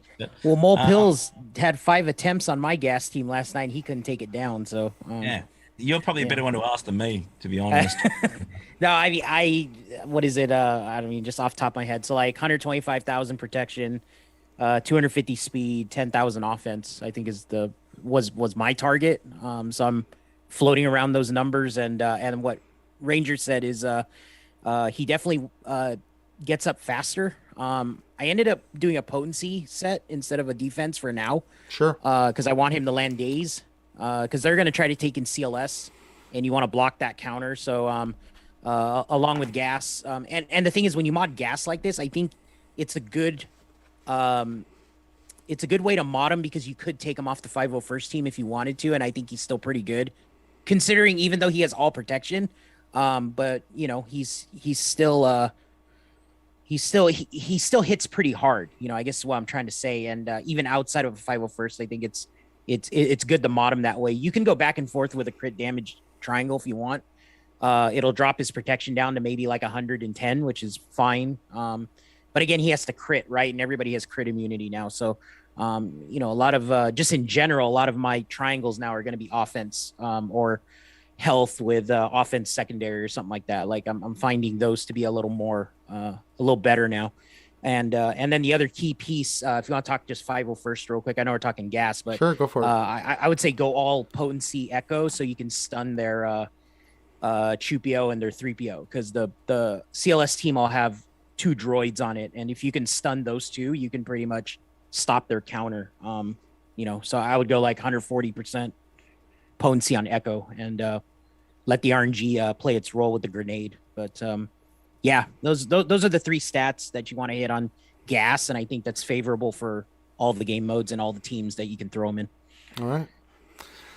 Kane77, what is the best way to mod IG-11? Tanky. There's all kinds of directions you can go. I mean, you just, for me, it's about just defense sets, health sets, tenacity sets, work on him, lots of health protection. I mean, you just want that boy to take hits, and because of the way he's set up, he can be a pain in the ass. He really can.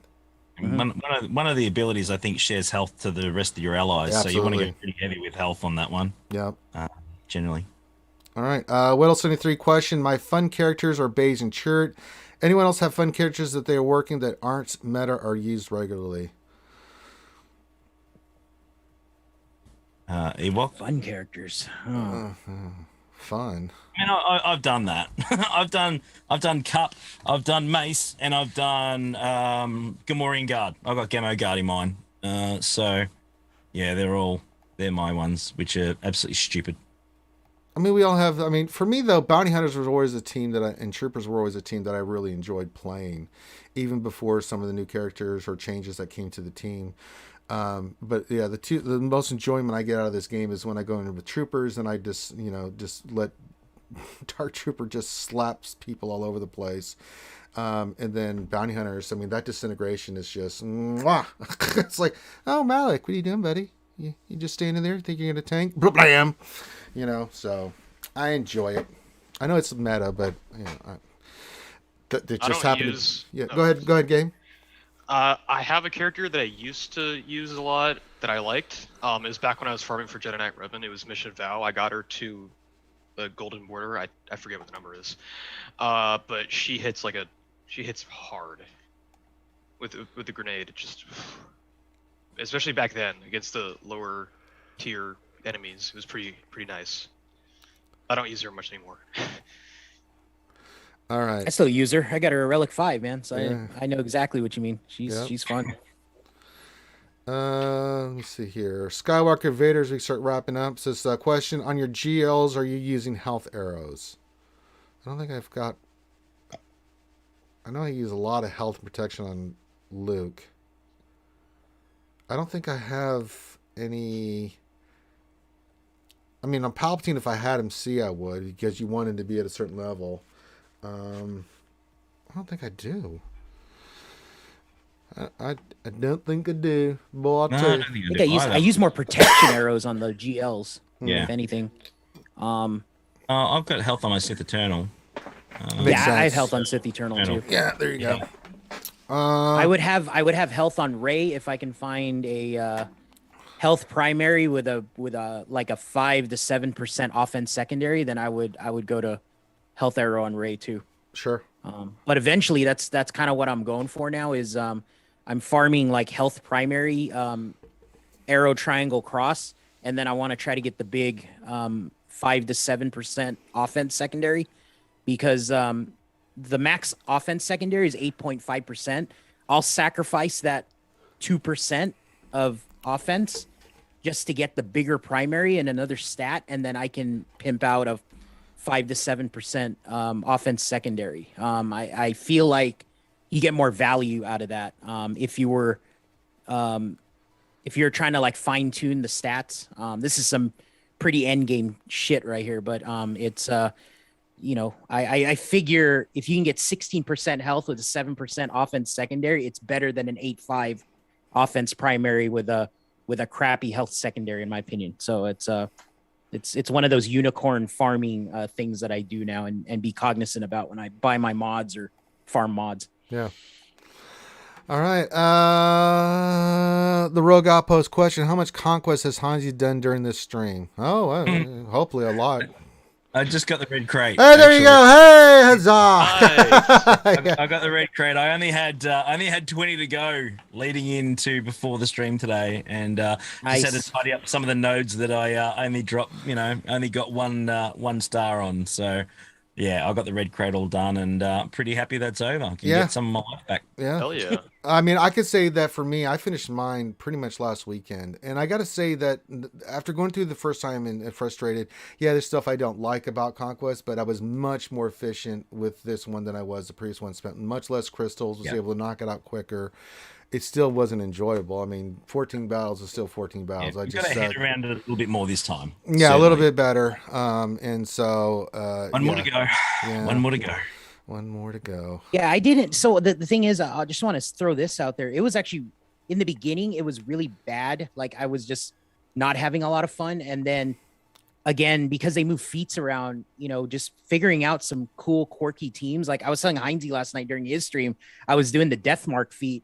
If you got Lord Vader, so Lord Vader and Death Trooper is probably the bomb. I was able to get like 5 Death Marks in one fight with that team, and I was able to knock that one out. And what you want to do is you want to get all the feats done in Sector 5, because all those feats are like 15 burritos, right? Mm-hmm. This is the first time. I mean, we talk about the 14 battles and all that. I didn't do any of the 14 battles like in the first 3 sectors. Yeah, I didn't do but one. I did the smuggler one because you can go in there with Kirahan and Chewie and just go destroy. That one's good because you get the stagger one too. Yeah. So yeah, I agree with you. But even that one is 10 burritos, right? Like there's the I did the Geo one. I I did the Geo one too, because you can go to the mini boss there, the Phoenix team with Geonosians. I don't care if they're not even relic. They'll, but that time you've gotten all your disc and you can just go in there and just absolutely, you can do 5 battles a day, and in 3 days you'll have that done because of the stamina, so yeah, I'm with you on that. But the other ones, I was like, nah, sisters, nah. No, like the Sector 2 feats, like the 14 battles of Night Sisters, it's only 5 burritos though. I might as well do the 14 with Geos because it's 15, right? Yeah. So like, after realizing that, I'm like, oh crap. I mean, I'll finish all the Sector 5 for sure. But yeah, I mean, I just didn't do the stupid feats, and you can get it done. Yeah. So, those of you that are, kind of frustrated with the 14 battles, really just do the Sector 5 ones, I think, and you're good to go. Yeah, 5 and 4 is where the money's at, man. Plus the 10 and the 15. Yeah, plus the big ones that are, the 7 that are out there. Not the Maul Savage one. You can do that if you just need something, because you can just run them on anywhere. And if they die, they die. You don't care. You just get the victory with your high ranking team, and then you're good. And that's when you'll wait till the end. But yeah. I focused more on the end stuff there as much as I could, and there's a lot of stuff I left on the table. I was like, I don't have to bother with this because I got all this other stuff done. So winning, right. That's winning. All right, is there any other questions? No, we got caught up. All right, well now we can pimp stuff. Now I'm gonna wait till Thane Kyrelli wakes his monkey ass up. I don't know when I'm going to do GAC. I'll give it a couple hours here. We may be soon, it may not, but we're going to do it sometime after this. But usually I do it right after this, but I haven't got a response from Thane. So whenever he wakes up, I'll do it. If I haven't by 2 my time, I'm like, all right, I'll just go knock it out myself. It's an efficiency fight, but I got to get my practice in for that content versus dev thing. So we got to practice, and I'm going to make sure his monkey ass gets there if possible. Watch him say like, no, I can't. I'm like, you son of a... No. But now we're going to let everybody pimp their stuff. We'll start off with the Hoinsey. Sure. Hoinsey. Galactic Legend Heinze on Twitch. We'll be back on Monday in the final this week for this round. So can't wait for that. There you go. And then, Heinze on YouTube. Not hard to find. We'll be doing Rogue Actions as well on Monday morning. We'll be recording that live on Twitch too. Yeah. So, should be a lot of fun. Come and hang with us, guys. All right. Gaming Geek, I know you're busy with school, so it's a little harder to get content out there, but you do have content out there. Where can folks check you out at? I have some multi-year-old stuff on my YouTube at the Gaming Geek, amongst the other people who have that name, hundreds of them. But I'm mainly here. That's where I'm focused right now. So, yay. And then there's old crusty me and Loki from RSG. Do me a favor, guys. Hit the thumbs up and subscribe if you like the content. If you really like what we're doing, not with this, but our lunch stream, our Wednesday night stream, the longest running live stream in the community, 5+ years and going. You can check out all our content, subscribe, hit the thumbs up. If you really want to support the channel, as I said, while we're streaming, there's super chats always appreciated when we're on Twitch, subs and bits and all that's fun. And we've got sound bites you can play and everything. And then also you can become a Patreon sponsor, $5 a month, really supports the content that we're putting out there. If you want to see us losing our minds, getting Swevens on packs, that's a great way to doing it. I know you guys love me getting my ass kicked with mod depression and everything like that. So this supports everything we're doing. So the other thing I'll say is please go check out these other channels. These guys come out here on a Saturday morning on their own time, on their own dime to answer your questions and help you guys out and to hang out. So do me a favor, go to their channels, check out their content, watch the videos. You may not like it, but at least look at something and just give them a little bit of love, right? If you like it, stay. Hey, why not stay and support their content? If not, at least show them a little bit of love, watch a video, hit a thumbs up, or at least subscribe so you know that when they're getting content, you can check out their stuff when you get a chance, and just show them some love and say, hey, I appreciate you being on Jedi Academy. It would mean a great deal to me. All right, so I'm going to get GSE done sometime this afternoon. I don't know when. I'm going to wait for Thane to respond to me. Wait, did he respond? Let me look. Is that Thane? Is it Thane? Hold on. No, it's not. Bastard. Oh, damn it. It was not Thane. So as soon as I get a response, we'll set up GAC and go knock it out here. And if you follow us on Twitch, you'll know when that happens because you'll get the notification. It's a great way to get any content update. Is being subbed on YouTube, or follow at least on both channels for Twitch and YouTube for those that have them, so you can get those updates. So with that, I think we're gonna call this one done. So on behalf of myself, Hoinsey, the Gaming Geek, and the Sexy Buddha, Sir Loki, thank you for joining us today here on Jedi Academy. It was really good. And have a great rest of your day. I've got my GAC coming up in tonight. Don't forget, on Twitch, I run a D&D campaign on Twitch starting at 8 Eastern. We go for at least 3 to 4 hours. Last week we did almost 5 hours. I was doing Dungeons and Dragons. I was a little tired DM last week. So there you go. Well, speaking of the devil, as we get the hell out of here, look who it is. Well, if it isn't Thane Kyrell. Are you awake? No. Oh, poor little guy. Hey, Ranger, real quick. Are you guys doing GAC Center tonight? I don't know. I mean, so here's the deal with GA Center. And I'm not going to say why. There's just Heinz has had a lot going on. I'm sorry, Heinz. Nev's had a lot going on, and he has not been able to stream. So there's a lot going on, real life stuff. That's all I'm going to say, and it's made it really difficult. If we can get it in, we will. If not, then we'll figure out what we're. I haven't done my report yet. That's okay. I know. Trust me, I know. Yeah, no, no, it's no big deal. But no, I mean, it just happens. Real life kicks your ass sometimes, and there's just nothing you can do about it. So, I mean, so we'll try to get it in as soon as we can. So just hang tight with that, guys. If we can't, we may have to double up next Tuesday if that's the case. But I'll wait to hear from Nev and find out. I know there's a lot going on with him right now. So let's just be patient, guys. It happens. It absolutely happens. So. All right, Thing, you ready to go do some GAC then? You got some coffee, you're awake, you want to go right into GAC and knock it out? Sure. Okay, we're going to go do GAC right after this, so let's rock and roll. Let's go do some GAC, so give me about 5 minutes. We'll get it set up, and yeah, we're going to rock and roll. So we'll see you guys in a few minutes over on Twitch. Have a great rest of your day. We'll holler at you soon. Peace out.